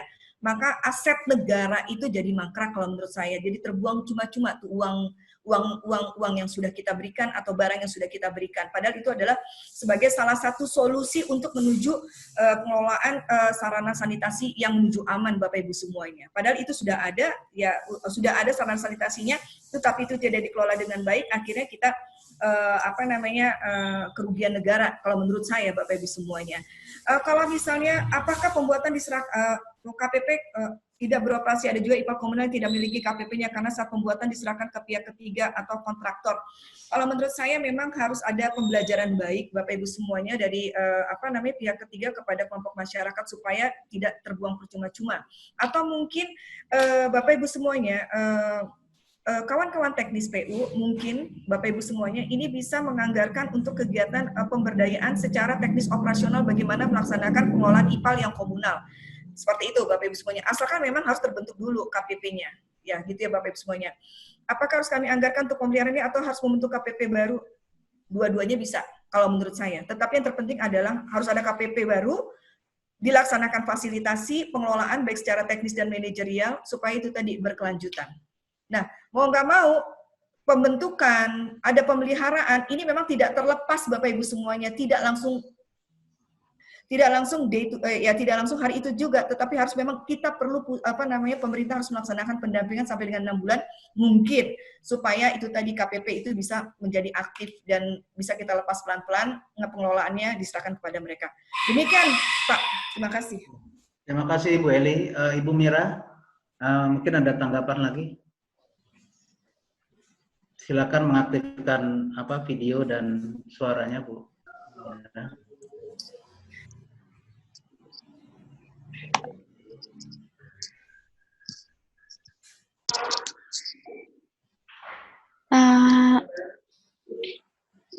Ya. Silakan Bu Mira. Sudah cukup jelas Pak. Terima kasih untuk penjelasan dari Ibu. Izin, Bu Mira ini Pokja, apakah dia ada Ibu ada di birokrasi atau Ibu sebagai fasilitator? Saya di birokrasi Bu, saya dari Dinas ya. PU. Oh ya, siap. Ya, itu tadi Bu. Tolong dianggarkan untuk pemberdayaan bisa bekerja sama dengan kawan-kawan kesehatan. Di situ juga ada pemanfaatan melalui dana BOK Bapak Ibu semuanya. Yang untuk teknisnya bisa dianggarkan melalui pendanaan dari Ibu. Gitu saja Bu. Demikian, terima kasih. Berarti kalau misalnya kami ingin ada pendampingan, bisa saja itu dari Dinas Kesehatan membantu kami untuk membantu memberikan semacam pengetahuan untuk KPP yang baru dibentuk itu ya Bu ya? Enggak, dalam rangka pemberdayaan masyarakatnya. Iya, Ya, pemberdayaan ya, masyarakatnya siap. itu ya. Tetapi kalau secara teknis pengelolaannya itu mungkin dari kawan PU. Jadi memang kita harus dari apa namanya, bagaimana kalau kawan kesehatan mungkin dalam rangka ya untuk meningkatkan kepedulian, keberlanjutan dari apa namanya Bu, dari pembangunan yang sudah ada dan peningkatan aksesnya Bapak Ibu semuanya, ya kan seperti itu. Dan kita juga kalau kesehatan adalah langsung ke sasaran ujung tombak para rumah tangga untuk bisa memanfaatkan sarana tersebut gitu. Tetapi bagaimanapun juga teknisnya ini harus dikuatkan oleh Ibu dari tim Ibu PU. Ya Bu ya, siap. Demikian, terima kasih. Nah itu Bu, izin. Itu harus dituangkan apa yang seperti disampaikan oleh Pak, siapa namanya tadi yang dari Jogja tadi, Bantul. Itu harus terekam, ya. Baik, di program kerja Ibu, tahapannya Ibu harus ngapain, kawan kesehatan titip. Tolong kawan kesehatan itu di posisi apa. Demikian Bu, terima kasih. Oh, iya, terima kasih Bu. Ya, terima kasih Bu Mira. Mungkin kita lanjut ke pertanyaan Bapak Aris Suryanto dari Kabupaten Gunung Kidul. Kelompok pengelola sanitasi masyarakat atau Sanimas di beberapa desa sudah berjalan dan dikelola secara mandiri oleh kelompok masyarakat. Begitu pula pengelola sampah mandiri juga sudah terbentuk dan berjalan. Secara kelembagaan, bisakah kelompok-kelompok tersebut diformalkan sebagai unit usaha desa, seperti beberapa usaha di pemerintah kabupaten menjadi badan usaha milik daerah dari pemerintah kabupaten? Nah, mungkin langsung Bu Eli, ini ya. Aris dari Pak. Ya, Pak Aris. Izin Pak Aris, kalau misalnya dari kabupaten lain itu ada contohnya, ya monggo-monggo saja. Tetapi kalau misalnya saya berpikir, kalau misalnya secara kelembagaan itu memang belum sampai menuju ke BUMDes dan itu memang berjalan aktif, ya tetapkan saja seperti itu. Tetapi kalau misalnya diarahkan untuk menuju BUMDes itu lebih apa, atau ya BUMDes itu ibaratnya kalau puskesmas itu jadi apa ya Pak ya? Ya Blut ya, seperti itu ya lebih banyak benefitnya, monggo-monggo saja tapi memang akhirnya menjadi lebih komersial ya, seperti itu ya Pak Bu ya, seperti itu saja sih. Ya, yang penting intinya adalah kalau bagi saya ada yang bertanggung jawab melaksanakan pengelolaan tersebut sehingga kita mudah untuk melakukan pembinaan dan pengawasannya untuk peningkatan pengelolaan yang Sanimas tadi. Demikian Pak. Terima kasih. Iya, Bapak Aris, Pak dari Gunung Kidul, mohon aktifkan video dan suaranya. Tadi apakah sudah jelas terkait dengan tanggapan dari Ibu Eli, Pak Aris?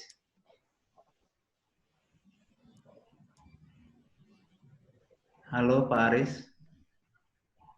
Ya. Halo Pak. Ya, silakan Pak Aris. Halo. Ya, terdengar Pak. Ya, terdengar Pak. Bu Eli dan Pak Arif. Jadi pada prinsipnya sebenarnya kami ingin memandirikan kelompok-kelompok di masyarakat. Kesulitan terkait dengan pemeliharaan operasional itu sangat dirasakan sekali. Karena kita, pemerintah baik pusat maupun provinsi dan daerah, itu sering memberikan fasilitasi sarana prasarana. Mandeknya di pemeliharaan karena kelompok ini tidak punya operasional. Tapi kalau kita mandirikan menjadi unit usaha, harapannya nanti bisa mandiri. Terima kasih sarannya Bu Eli, nanti akan kita tindak lanjuti. Terima kasih penjelasannya. Oke, terima kasih Pak Aris. Ya, pada prinsipnya sebenarnya desa melirik KSM ini, ya kelompok-kelompok masyarakat dalam hal ini Sanimas di Kabupaten Gunung Kidul, bagaimana tetap terus berkelanjutan juga terkait dengan pemeliharaan. Begitu ya Pak Aris? Ya Pak Arif. Terima kasih. Oke, kita berlanjut lagi ke Bapak Anton dari Fasilitator Jawa Tengah. Apakah peran dan kegiatan yang dapat provinsi lakukan dalam upaya mendorong keterlibatan pihak komunitas pemberdayaan masyarakat di sektor sanitasi? Nah, ini Bu Eli dari Pak Anton dari Jawa Tengah. Silakan Bu Eli. Ya, Pak Anton, sebenarnya sudah cukup jelas peran pemerintah pusat dan pemerintah provinsi itu. Sebenarnya peran provinsi sama pusat itu sebenarnya hampir sama, Pak Anton. Melaksanakan pengaturan, melaksanakan bimbingan, melaksanakan pengawasan, seperti itu Pak Anton terhadap pelaksanaan program, peningkatan program. Keterlibatan pihak komunitas pemberdayaan masyarakat sektor sanitasi. Kalau memang itu adalah menurut Pak Anton itu adalah penting, nah itu sebenarnya, dan keterlibatan pemberdayaan masyarakat sektor sanitasi itu adalah memiliki prioritas penting, gitu kan, dalam rangka mewujudkan percepatan capaian target, karena memang kalau sudah menuju aman itu memang harus tersedia sarana, dan harus memang sarana, kalau udah berbicara sarana Pak, itu harus ada pemeliharaan dan harus ada operasionalisasi, ya harus masyarakat harus ada Pak, seperti itu tadi. Demikian Pak. Jadi peran pemerintah provinsi itu apa? Melaksanakan pendampingan kepada kawan-kawan kabupaten kota khususnya, harus birokrasi sesuai dengan tugas pokok dan fungsinya, perencanaannya sudah sesuai dengan harapan atau tidak, sudah teruraikan, terukur atau tidak, dan sudah ada pelaksanaannya atau tidak. Bagaimana mekanisme pelaksanaannya, sudah terintegrasikah satu sama lain atau tidak.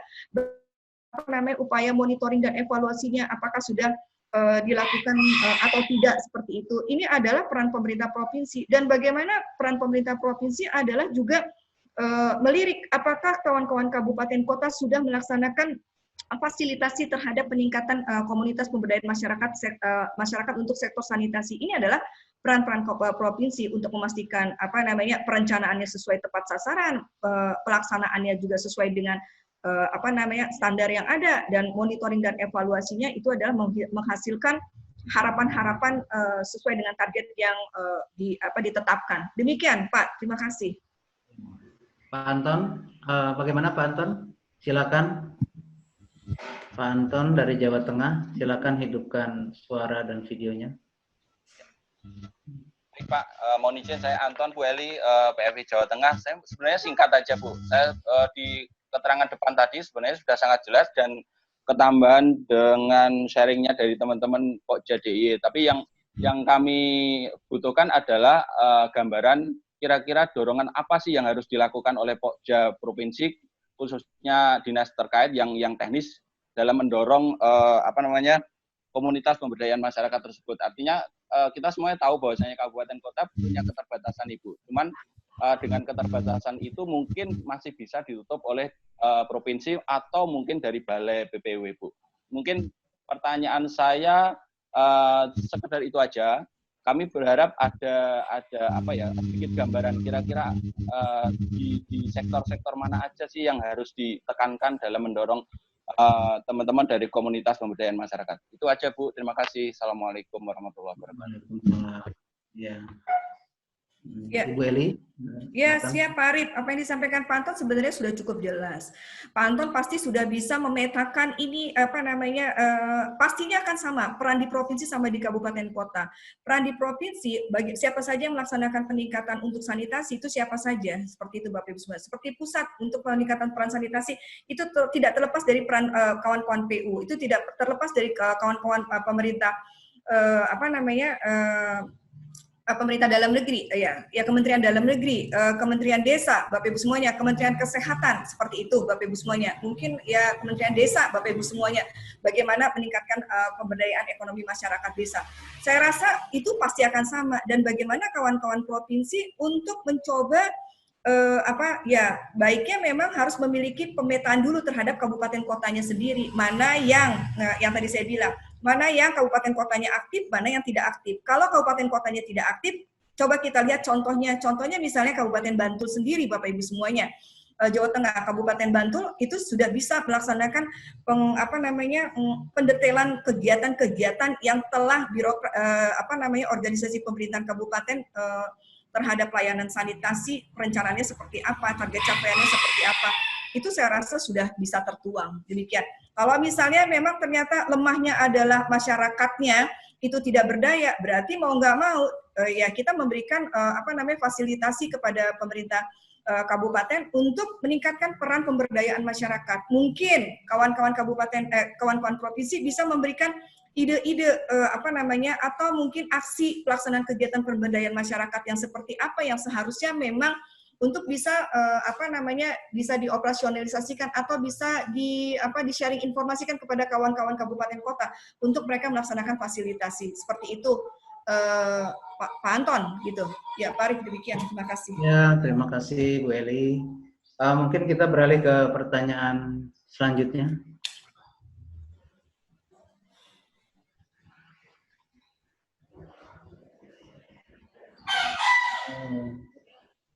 Oh, ini ada sharing info, Bapak dan Ibu sekalian. Water ORG dan Pemprov Jawa Barat sedang menginisiasi kerjasama yang akan dituangkan dalam nota kesepahaman terkait kerjasama peningkatan penyediaan air minum dan sanitasi melalui kredit mikro kepada kelompok masyarakat dan rumah tangga. Yeah. Pada tingkatan kabupaten kota, Water ORG sudah melakukan koordinasi dan fasilitasi lembaga keuangan untuk memberikan pembiayaan kredit mikro tersebut. Ini sharing info dari Pokja Jabar. Nah, ini mungkin nanti dari Pokja Jabar kita teman-teman semuanya yang ada di sini butuh pembelajaran, Pak, ya, bagaimana hasil dari kerjasama dengan kerjasama air minum dan sanitasi ini. Mungkin Ibu Eli ada pesan untuk di sharing info ini? Ya, Pak, terkait yang pelaksanaan WaterOp, pemerintah Provinsi Jawa Barat dengan WaterOp, kita sudah tersampaikan informasinya sampai dengan ke pusat. Kalau ini saya mengapresiasi, ini adalah sebagai bentuk untuk melaksanakan percepatan Bapak Ibu semuanya, memanfaatkan yang tadi mungkin dari Pak siapa ya di awal tadi Pak Aris ya, supaya bisa nggak dalam rangka percepatan akses terpenuhi tadi permasalahan-permasalahan untuk perbaikan, misalnya untuk pemeliharaan kah, atau mungkin untuk peningkatan kualitas sarananya kah, seperti itu Bapak Ibu semuanya, atau mungkin terhadap penguatan kelembagaannya kah. Ini saya rasa sih cukup memberikan nilai positif kerjasama semacam ini Bapak Ibu semuanya. Selain WaterOp sendiri juga kalau nggak salah ada yang memang dipayung. Terima kasih. Ya, terima kasih Bu Eli. Dan izin satu lagi bahwa sebenarnya kita memang akan melaksanakan kegiatan Rakornas STBM. Salah satu pokok yang akan utama diangkat ini adalah memang ini tadi peningkatan, karena untuk menuju akses layak dan aman ini perlu ada perbaikan kualitas sarana dalam rangka keberlanjutan itu tadi. Karena kalau udah berbicara aman, kalau kualitas sarana sanitasinya tidak memenuhi syarat, ya tidak baik, ini tidak akan bisa ya perbaikan-perbaikan tersebut. Nah, ini salah satunya diangkat adalah ini tadi Pak, pengembangan pola-pola pembiayaan kredit mikro ini yang akan kita coba kawal saat ini. Demikian Pak, terima kasih. Ya, terima kasih Pokja Jabar. Nanti mungkin kalau ada kesempatan ya mungkin kita berikan kesempatan untuk Pokja Jabar untuk ya secara singkat bercerita lah ya. Tapi sebelumnya kita yang utamakan dulu beberapa pertanyaan yang sudah masuk dari Ibu Urai, dari fasilitator Kalimantan Barat. Dalam SOTK, Dinas tidak tercantum secara jelas mengenai tugas dan fungsi pengelolaan air limbah domestik maupun persampahan. Nah, ini pertanyaannya, bagaimana caranya agar dapat diperjelas sehingga tidak bias dalam pelaksanaannya. Kedua, bagaimana caranya agar TPS 3R yang lama tidak aktif bisa diaktifkan kembali? Oh, pertanyaannya normatif ini. Silakan Bu Eli mungkin. Ya, Bu Urai, ini SOTK yang mana nih? STA ya? Kalau saya bilang SOTK, kalau ini STOK ya. Ya, struktur ya. SOTK yang mana nih? Kesehatan kah? PU kah? Seperti itu, gitu kan? Kalau bagi saya pribadi, untuk mewujudkan air bersih, air dan sanitasi yang aman itu harus kita, atau enggak kesehatan lingkungan yang memenuhi syarat kesehatan itu seperti apa? Ya salah satu yang faktor-faktor resiko terhadap kesehatan lingkungan apa saja ini sebenarnya air limbah domestik maupun persampahan ini adalah harusnya masuk seperti itu. Jadi ini SOTK-nya yang mana nih, gitu kan? Jadi Bu Rai bisa mungkin melaksanakan diskusi secara face to face kepada para pengelola program. Kenapa ini tidak masuk? Kalau bisa masuk ini harus di mana? Seperti itu sehingga mungkin kalau nanti 5 tahun ada perbaikan SOTK secara jelas bisa dicantumkan. Kalau misalnya memang kalau SOTK-nya hanya limbah domestik maupun persampahan, apakah hanya itu saja? Kalau menurut saya mungkin diangkat lebih tingkat tinggi lagi adalah mungkin kesehatan lingkungan kah, atau mungkin sanitasi. Sebenarnya kalau udah berbicara sanitasi, Bu Rai, berbicara air limbah domestik, persampahan, maupun berbicara sarana air minum yang memenuhi layak dan aman, itu sebenarnya sudah masuk. Demikian, Pak. Nah, bagaimana caranya agar TPS 3R yang lama tidak aktif bisa diaktifkan kembali? Itu tadi sudah saya sebutkan. Bagaimanapun juga Bu Rai harus bisa memberikan informasi detail berbasis bukti data, Bapak Bu Rai sampaikan kepada para birokrasi pengelola program seperti itu yang sudah disampaikan oleh tadi yang dari Jogja. Oh ternyata memang ada di sini posisinya, siapa yang harus dihubungi birokrasi tersebut. Kita tanya komitmennya terhadap supaya pengaktifan itu tadi tersebut, apakah ketersediaan dananya ada, bagaimana pelaksanaannya, itu yang harus Ibu Urai detailkan. Demikian Pak, terima kasih. Ya, Ibu Urai, silakan Bu Urai. Mungkin ada tanggapan lain. Ya, apakah sudah cukup jelas jawaban tersebut? Mohon diaktifkan video dan terima kasih Bu jawabannya. Jadi ini sebenarnya kasusnya di 2 tempat yang berbeda. Halo? Iya, Bisa dengar ya Pak ya? Iya. Jadi untuk SOTK ini memang setelah mempelajari SOTK dari Kabupaten Sintang kemarin, terdapat beberapa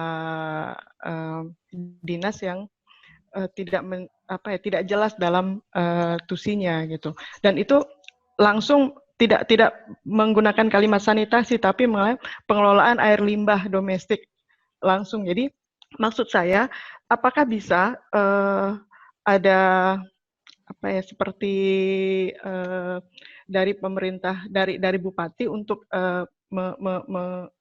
ada keterangan penjelasan lanjutan begitu, sehingga untuk dalam pelaksanaannya tidak ngambang.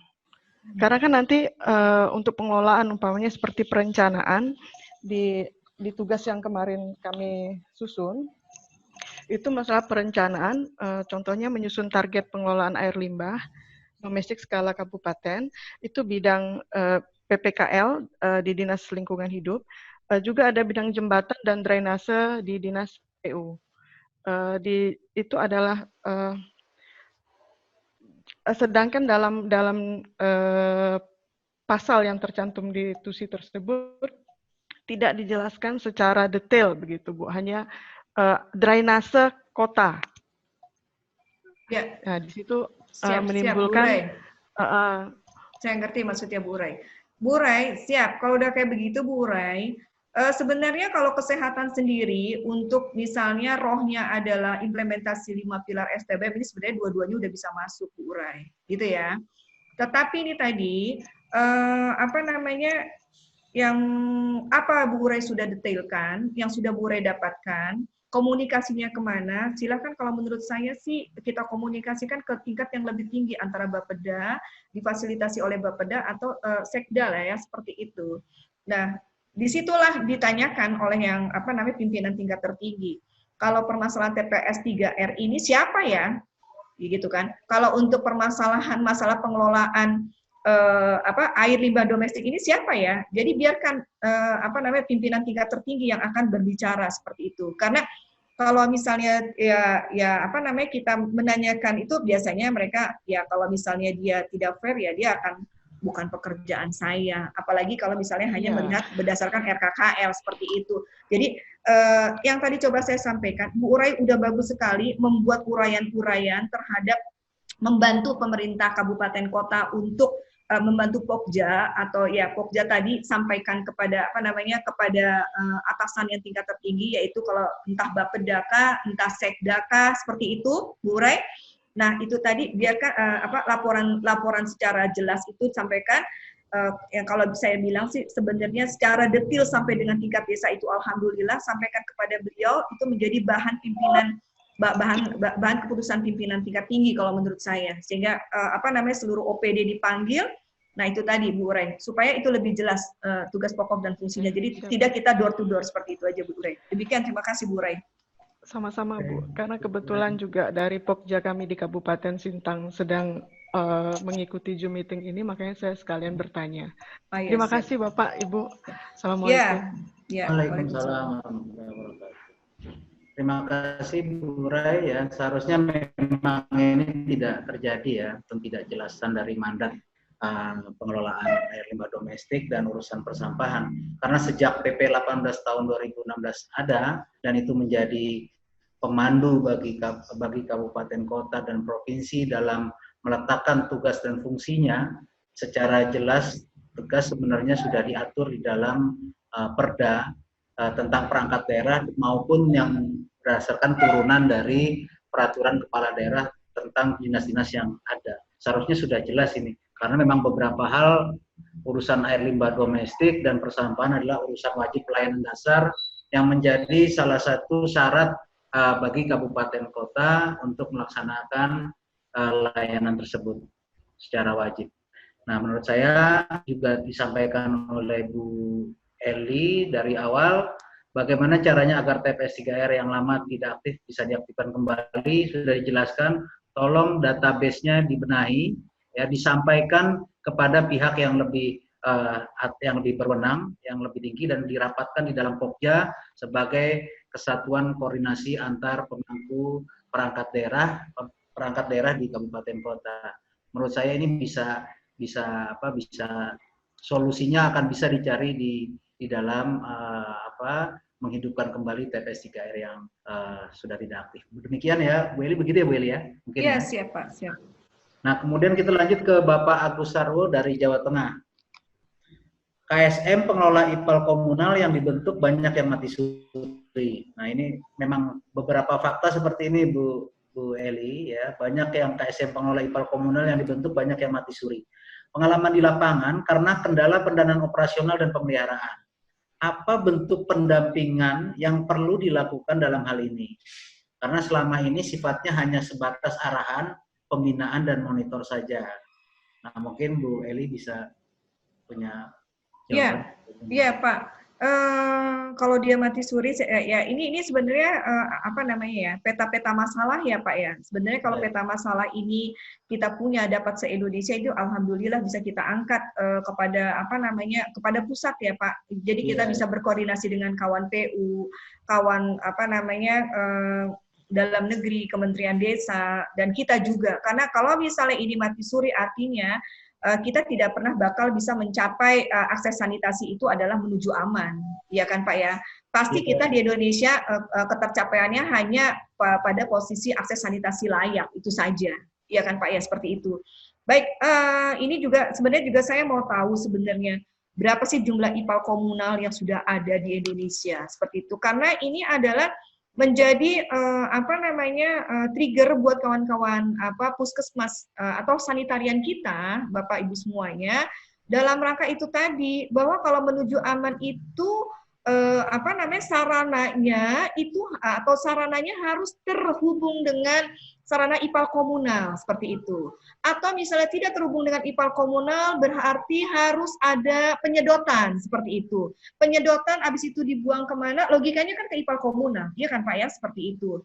Nah, ini berarti memang harus, ini kalau memang Jawa Tengah memang modelnya seperti ini semua, ini bisa menjadi potret saja di Provinsi Jawa saja sudah seperti ini, apalagi di provinsi-provinsi lainnya.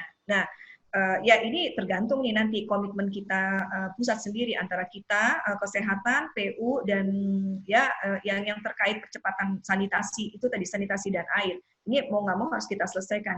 Apa namanya modelnya harus kayak gimana? Sebenarnya Pak Bu terkait apa namanya masalah ya masalah ini tadi apa namanya ya ini sebenarnya ini saya memang harus mengajak diskusi kawan-kawan PU terkait ini tadi lah permasalahan Pak Agus ini tadi ya sampai seberapa jauh nih apa namanya permasalahannya sehingga kita akan carikan solusi-solusi ini bagaimana mekanismenya untuk supaya dia lebih aktif lagi dan apa namanya ya bentuk operasional yang mana atau kita mungkin bekerja dengan siapa untuk supaya dia aktif lagi seperti itu ya Pak ya. Demikian, terima kasih Pak. Ya, terima kasih Bu Eli. Pak Agus Sarwo dari Jawa Tengah, silakan menghidupkan suara dan videonya. Mungkin ada tanggapan lain.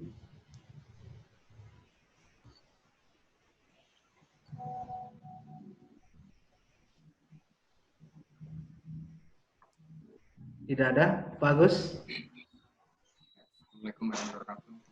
Waalaikumsalam warahmatullahi wabarakatuh. Waalaikumsalam. Ya, halo. Ya. Ya, terdengar Pak Agus. Halo. Ya, silakan Pak Agus, terdengar. Ya, mungkin ini pengalaman saja Bu. Ya, mungkin ini pengalaman saja Bu. Hasil dari kemarin tahun-tahun sebelumnya pendampingan program PPSP itu memang ada beberapa IPA yang mati suri gitu Bu. Memang dalam kendali di lapangan itu ya faktor operasional pendanaan untuk pemeliharaannya yang sangat kurang. Gitu ya. Beda dengan PAMSIMAS Bu, walaupun itu tidak dalam rangka peningkatan apa ya komersil, tapi itu ada pemasukan untuk apa menjadi lebih baik lagi karena ada pembiayaan perawatan. Tapi kalau untuk IPAL komunal ini kan sangat minim sekali gitu. Sebenarnya ini mungkin bisa menjadi tanggung jawab bersama, tapi kalau ini dibebankan kepada masyarakat juga akan kerepotan juga gitu untuk mencapai sanitasi layak maupun aman tadi. Gitu ya. Melihat dari Permen nomor 4 2017 kaitannya dengan pengolahan Spaldi terbangun itu kan dimandatkan bahwa itu merupakan tanggung jawab penyelenggara, baik pengoperasian, pemeliharaan dan rehabnya. Nah ini terkait dengan hal itu, apakah penyelenggara di sini itu bisa dikategorikan apakah itu dari dinas terkait atau dari masyarakat kah? Gitu. Mungkin itu. Ya, Pak Arif, silakan. Atau langsung saya? Ya, silakan Bu Eli. Ya. Pak Arif, sebenarnya kalau misalnya semua harus lari ke pemerintah itu berat Pak Arif. Jadi pemerintah itu harus cuma hanya melaksanakan pendampingan. Tetapi memang kita harus mungkin punya pola lagi karena memang supaya memang para kelompok-kelompok ini bisa berdaya, memang harus dilakukan pelatihan-pelatihan untuk pengelolaan manajerial terhadap organisasi yang ada terhadap proses yang memang harus dilaksanakan pengelolaan sampai dia bisa menghasilkan benefit yang baik seperti itu. Jadi itulah yang dianggap masyarakat berdaya seperti itu Pak. Ya berarti ya itu tadi Pak izin. Ya kita memang harusnya melaksanakan pembinaan dan monitoring itu memang Pak tugas-tugas kita pembinaan dan monitoring. Tetapi selain pembinaan dan monitoring itu juga kita harus bisa mengevaluasi ini masalahnya ada di mana ya. Seperti itu kan Pak. Ya Pak. Nah, kalau masalahnya kita sudah ketahui, oh ya kita coba deh kalau kayak begitu. Misalnya kita ngubah perencanaan kabupaten kota yang memang sifatnya adalah hanya rutinitas saja, ya kita bikin pola-pola kerjasama. Sementara ini pelaksanaan kayak misalnya kegiatan itu kan sudah banyak tuh dalam pengadaan bisa tipe SWAT, tipe apa kita mungkin tipe 1, tipe 2, tipe 3, tipe keempat kah seperti itu kan bisa kita coba kita berikan solusi. Atau mungkin yang misalnya kita ajak kerjasama dengan kayak misalnya Basnas kah, atau mungkin kerjasama dengan mikrokredit kah seperti itu gitu kan. Nah ini hasil evaluasi monitoring kita ini emang harus ya sampai dengan tahu detailnya ini di posisi di mana ya. Oh kalau misalnya operasional kendala pendanaan operasional dan pemeliharaan, jangan-jangan memang masyarakatnya sendiri belum peduli untuk pentingnya pentingnya sanitasi itu ya limbahnya itu harus dikelola dengan baik gitu kan Pak, seperti itu. Dan kalau misalnya itu tadi pemberdayaan masyarakatnya lah harus ditingkatkan kembali seperti itu. Mungkin fasilitasi terhadap peningkatan kompetensi pengelolaan manajerial, keberfungsian organisasi itu yang harus lebih ditingkatkan. Demikian Pak, terima kasih. Ya, terima kasih Bu Eli. Begitu Pak Agus ya. Pada prinsipnya sebenarnya KSM ini kan kelompok swadaya masyarakat yang memang tumbuh ya berdasar inisiatif dan kepentingan bersama antar masyarakat. Nah, memang ada banyak contoh di mana tadi yang disampaikan oleh Bu Eli, sebaiknya memang ya kalau misalnya apakah harus pendanaan operasional dan pemeliharaan harus terus-terus disupport oleh pemerintah daerah, dan tentunya ini kan tidak baik karena memang KSM ini kan tumbuh dan besar di lingkungan masyarakat dan seharusnya dia memang bisa berlaku secara mandiri. Tetapi tugas paling utama dari perangkat daerah adalah melakukan yang namanya pembinaan. Tadi sudah cukup jelas Bu Eli menyampaikan. Demikian Pak Agus Sarwo, gimana? Ya. Artinya gini Pak, bisakah diarahkan untuk menjadi BLUD gitu ya? Artinya mereka bisa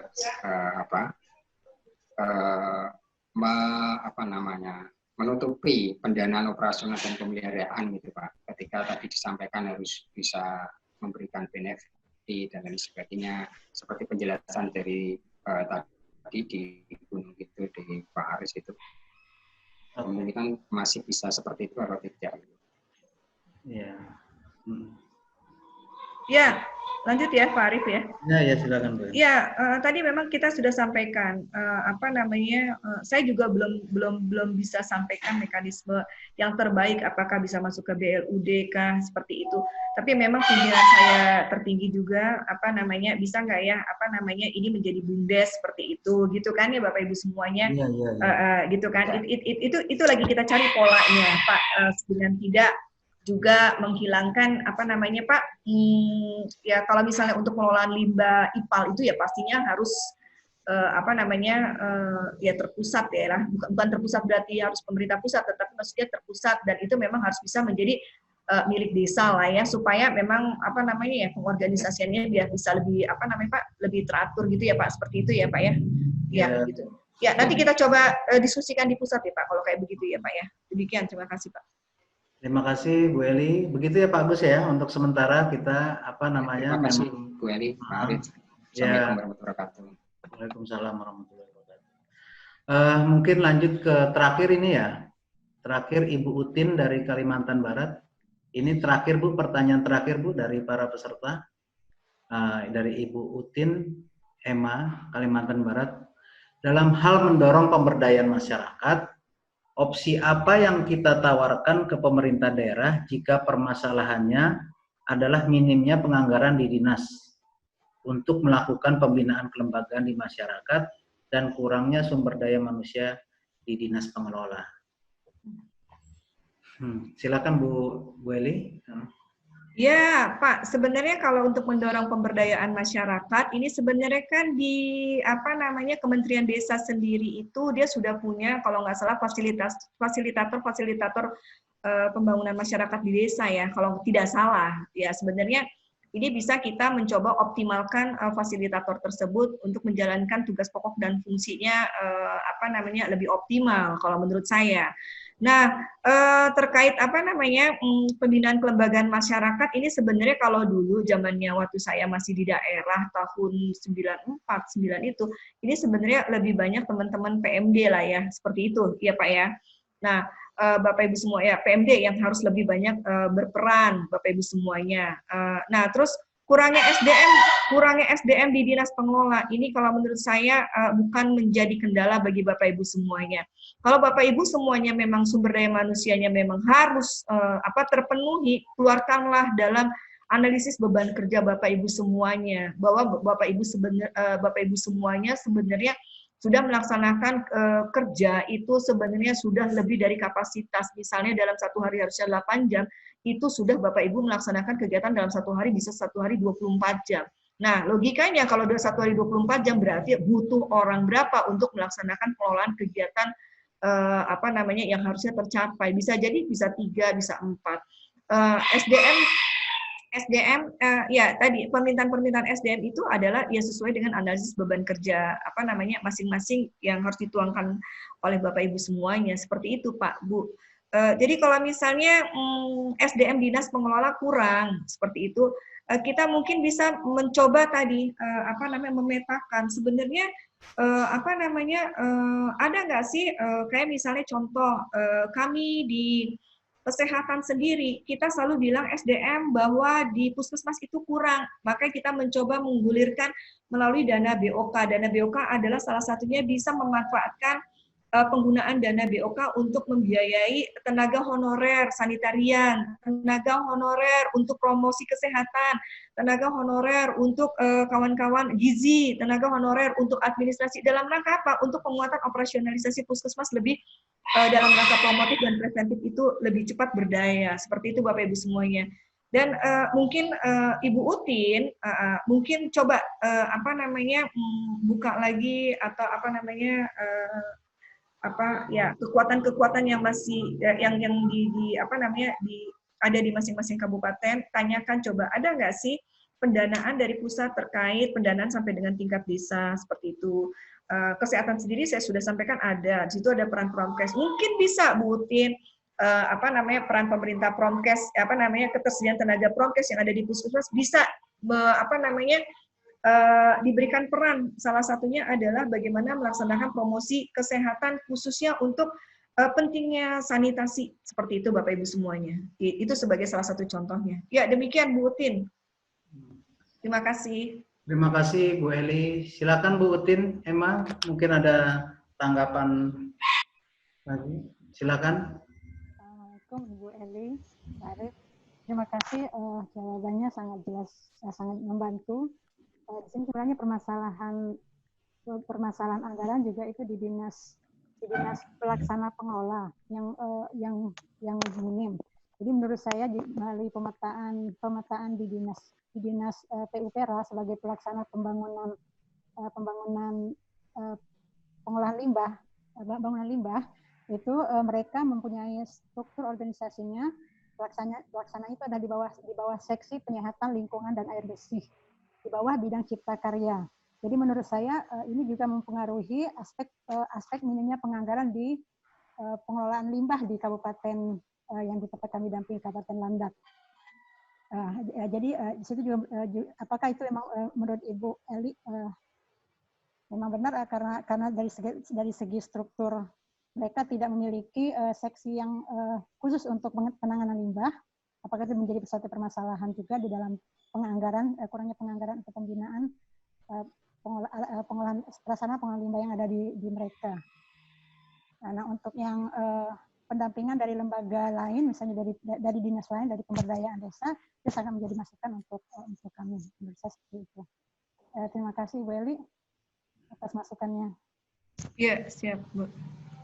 Bu Eli, langsung ditanggapi Bu Eli. Ya, masalah PU tadi ya Pak ya. Ya, ya PU ya Bu ya, Butin ya. Iya betul PU. Ya, PU. Memang sebenarnya kawan-kawan PU di daerah itu perannya lebih banyak kepada fasilitasi pembangunan sarana fisiknya ya Bu ya. Seperti itu ya. Ya. Ini yang coba saya akan coba gali Bu Utin, supaya mekanisme di lapangan lebih jelas, Bu Utin, terkait ini ada kawan-kawan PU di sini mungkin untuk bisa menjawab PU pusat. Ada Pak Arif? Ada pesertanya? Atau mungkin ada Mbak Anita? Mbak Anita bisa bantu? Mbak Anita. Ya, oke. Ya. Ya, baik. Nanti secara jelasnya nanti akan coba saya angkat. Khususnya satu, pastinya banyaknya kelompok kerja pengelolaan sanitasi IPLT yang mati suri, itu ya salah satunya. Pemeliharaan itu tidak ada seperti itu. Itu bisa menjadi masalah ya Bu Utin ya. Ya, dari tadi kita diskusinya rata-rata ke situ. Baik, ini akan coba saya angkat dalam diskusi dengan Direktorat Sarana Sanitasi untuk solusi-solusi apa yang harus menjadi solusi yang harus kita keluarkan Bapak Ibu semuanya supaya menjadi operasionalisasi daerah biar lebih jelas seperti itu. Begitu aja Pak Arief, nanti mungkin. Ya, terima kasih Bu Eli. Terima kasih. Bu Utin ya. Ya, menurut kita ini menjadi PR kita bersama. Mengapa memang seluruh implementasi SSK di kabupaten kota itu memang harus dijalankan dengan sebaik-baiknya. Nah, satu buah alasan yang cukup besar dari pengelola PPSP di pusat, PMU, PIU PPSP, menerbitkan pedoman petunjuk praktis SSK dan implementasi SSK ini adalah sebenarnya untuk menjawab berbagai hal yang menjadi problem yang kita tanyakan seperti ini. Ya, Bapak Ibu sekalian juga tidak dapat melupakan bahwa keterkaitan antara satu petunjuk teknis dengan petunjuk teknis lainnya itu punya korelasi yang cukup kuat.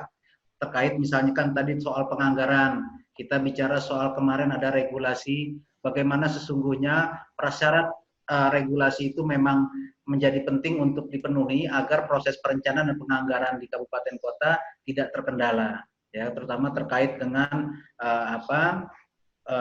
pertanyaan-pertanyaan misalnya dari Dewan. Nah, itu menjadi cukup penting bagi kita bersama. Dan juga saya jadi ingat beberapa pertanyaan teman-teman tadi terhadap inisiatif dari kabupaten kota dan provinsi. Ya. Saya misalnya di provinsi Sumatera Selatan. Di provinsi Sumatera Selatan dia punya Sriwijaya AMPL Award. Ya. Nah, penilaian Sriwijaya AMPL Award itu salah satunya adalah untuk mencari siapa sebenarnya kabupaten kota yang harus jadi juara di Sriwijaya Award ini, ya, itu adalah terkait dengan kualitas dan tumbuhnya KSM-KSM yang ada di kabupaten kota tersebut. Nah, itu menjadi cukup penting bagi kita semua. Ternyata KSM dilirik oleh pemerintah provinsi dan ini memberikan dampak yang cukup signifikan. Tumbuhnya KSM-KSM yang cukup baik di Sumatera Selatan. Begitu juga dengan kabupaten. Kabupaten bisa memberikan semacam penghargaan-penghargaan, ya mungkin minimal pendanaan, pendampingan segala macam cukup kecil, tapi dengan salah satu acara event yang memberikan trigger kepada mereka, oh ya kami selaku kelompok masyarakat yang bersusah payah mengelola sarana dan prasarana air limbah dan persampahan ternyata juga memberikan dampak yang cukup besar terhadap lingkungan kota atau kabupaten. Nah, ini memberikan catatan tersendiri sebenarnya dapat tumbuhnya KSM-KSM yang benar-benar bisa secara mandiri dengan kekuatan sumber daya yang ada di masyarakat. Demikian Bapak Ibu sekalian, karena waktu juga yang memisahkan kita. Ya, menambahkan saja Pak Arief. Mungkin Bu Eli silakan, ada yang mau tambahan. Ya, Pak Arief, sebelum ditutup, saya sangat setuju sekali dengan Pak Arief. Ya, dalam rangka mendongkrak peran para birokrasi kabupaten kota ini memiliki giat lagi terhadap pengawalan SSK, pengawalan terhadap target capaian yang diharapkan Bapak Ibu semuanya. Saya sangat setuju bahwa memang salah satunya adalah STBM Award, ya kan, seperti itu Pak Arief. Dan juga mengoptimalisasi peran-peran akopsi. Di situ adalah peran para pengambil keputusan, para Pak Bupati dan Wali Kota itu berada tentang ya akopsi asosiasi kepedulian sanitasi gitu kan, seperti itu Bapak Ibu semuanya. Itu kita harus bisa masuk dan gitu kan. HAM kita harus main kepada kelompok-kelompok akopsi tersebut. Selanjutnya kawan-kawan PU juga dia punya penghargaan kalau nggak salah untuk pengelolaan Pak IPLT yang terbaik seperti itu. Ini sebenarnya bisa diikutkan. Akhirnya mau nggak mau yang bergerak, yang mendapat nama siapa? Pemerintah daerah. Yang mendapat nama siapa? Ya Pak Bupati atau Wali Kota. Yang bekerja tetap kita di bawah. Nah, ini dengan kita ikutkan berarti mau nggak mau ini pastinya nanti akan timbul aktif kembali, gitu Pak. Sebenarnya dengan metode-metode penghargaan atau metode-metode masuk kepada jaring-jaring yang tadi selain dua birokrasi dan masyarakat ini sudah kita mainkan, yang satunya lagi kita mainkan peran yang di luar tadi jejaring kerja kita dalam rangka jejaring kerja kita lainnya seperti akopsi, seperti mungkin HAM kita pendekatan kepada Pasekda atau kepada siapa Pak namanya Pak Bupati atau Wali Kota untuk ikut dalam penghargaan-penghargaan itu sangat penting sekali. Demikian Pak Arief Budiman, terima kasih. Terima kasih Ibu Eli atas kesempatan dan waktunya memberikan pencerahan kepada kita semua. Bapak Ibu sekalian, karena kita sudah di penghujung acara, ya, saya menjelaskan ini ada slide dari panitia, jadwal pelatihan kelas online PPSP bagi Pokja daerah dan fasilitator. Itu tanggal 9 April 2020 jam 9 sampai jam 11. Itu target 9 April sudah lewat ya. 9 April sudah lewat ya. Jelasin mulai tanggal 5 Pak. Tanggal 5 ya Pak ya. Iya maaf Pak. Tanggal 5 Mei 2020 jam 9 sampai jam 11 itu ada analisis funding gap dan sumber pendanaan sanitasi yang nanti akan disampaikan oleh narasumber dari PMU dan PIU. Kemudian tanggal 11 Mei jam 9 sampai jam 11, kemudian dilanjutkan dengan jam 1 sampai jam 2 ya, tentang strategi dan paket kebijakan sanitasi dan program kegiatan sanitasi. Nah, ini ada Pak Honi nih nanti nih, teman saya ini. Ya, kemudian 13 Mei 2020 jam 9 sampai jam 11 tentang Permendagri 90 tahun 2019 dan dilanjutkan jam 1 dengan jam 2 tentang kerangka monet. Nah, ini jadwal-jadwal kita bersama yang mengiringi pelatihan-pelatihan di kelas online kita. Bapak Ibu sekalian, rekaman ulang ini, video ini dapat diakses di portal seperti ini ya. Bisa kita lihat. Nah, Bapak Ibu sekalian, saya mengingatkan kembali bahwa modalitas kita sebagai pelaksana program PPSP di pusat, provinsi, dan kabupaten kota itu mempunyai modalitas yang cukup luar biasa. Tadi Bu Eli sudah menyampaikan berkali-kali bahwa tolong gunakan seluruh jaringan-jaringan kerja ini menjadi jaringan yang bersinergi sangat cepat dan tepat ya, dengan semangat akselerasi percepatan sesuai dengan nama kita, Program Percepatan Pembangunan Sanitasi Permukiman, untuk mendorong implementasi yang benar-benar tertata sesuai dengan kualitas standar pelayanan minimal maupun urusan wajib pelayanan dasar. Nah, Bapak Ibu sekalian, menurut saya akan banyak urusan lain yang seharusnya iri terhadap urusan air limbah dan persampahan ini, urusan sanitasi ya. Karena ini progresnya cukup luar biasa, mendapatkan banyak perhatian dari pimpinan negara maupun pimpinan kelembagaan, lembaga kementerian.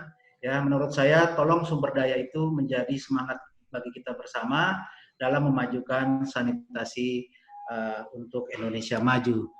Bapak Ibu sekalian, akhirul kalam, saya mohon maaf bila ada salah-salah kata, salah-salah sikap proses 2 jam ini kan sebagaimana biasa, tolong aktifkan semua video Bapak Ibu sekalian untuk kita foto bersama-sama ya. Saya mohon kepada panitia untuk berikan aba-aba, Ibu Leni ya, Ibu Leni, berikan aba-aba. Ini sebagai kenang-kenangan kita di dalam wabah pandemi ini, ternyata kita juga bisa melakukan pertemuan yang cukup produktif ya. Dengan Adam Pak. Oh Adam, silakan Mas Adam.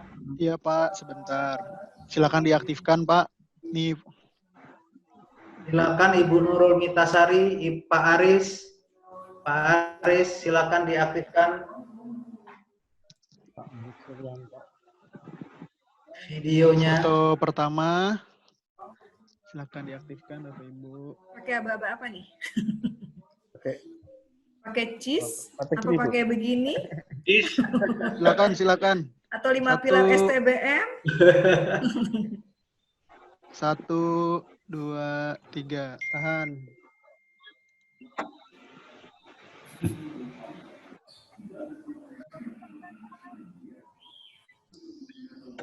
Foto berikutnya, tahan. 1, 2, 3. Belum. Ada berapa slide, Mas Adam? Ada 6, Pak. 6. Oh, iya. Pesertanya lumayan banyak ini, Pak. Oh, 138 ya. Iya, betul. Mohon bersabar ya Bapak Ibu sekalian. Yang belum mengaktifkan, silakan mengaktifkan. Ini masih ada yang belum mengaktifkan. Beberapa. Belum mandi kali, Mas. Bu Eli, ayamnya juga di foto ya. Ayam di belakang ya. Suaranya bagus, Bu, ayamnya, Bu. Koleksinya banyak, Ibu. Buat buka puasa dipotong itu. Jangan. Buat lebaran. Ya, foto terakhir bersama-sama. Oke. Ya, saya hitung ya. 1, 2, 3. Oke, sudah Pak Arif. Terima kasih. Ya, terima kasih Bapak Ibu sekalian. Terima kasih buat Bu Eli. Mohon maaf lahir batin ya Pak Bu. Mohon maaf lahir batin bila tidak memberikan yang memuaskan pada Bapak Ibu semuanya. Mohon maaf lahir batin. Terima kasih Bu Eli, Pak Arif. Dengan ini saya izin untuk undur diri dan menutup acara sesi kita ini. Terima kasih semuanya. Wassalamualaikum warahmatullahi wabarakatuh. Waalaikumsalam. Terima kasih Pak Arif. Wabarakatuh. Pak Rizal, yuk. Pak Rizal.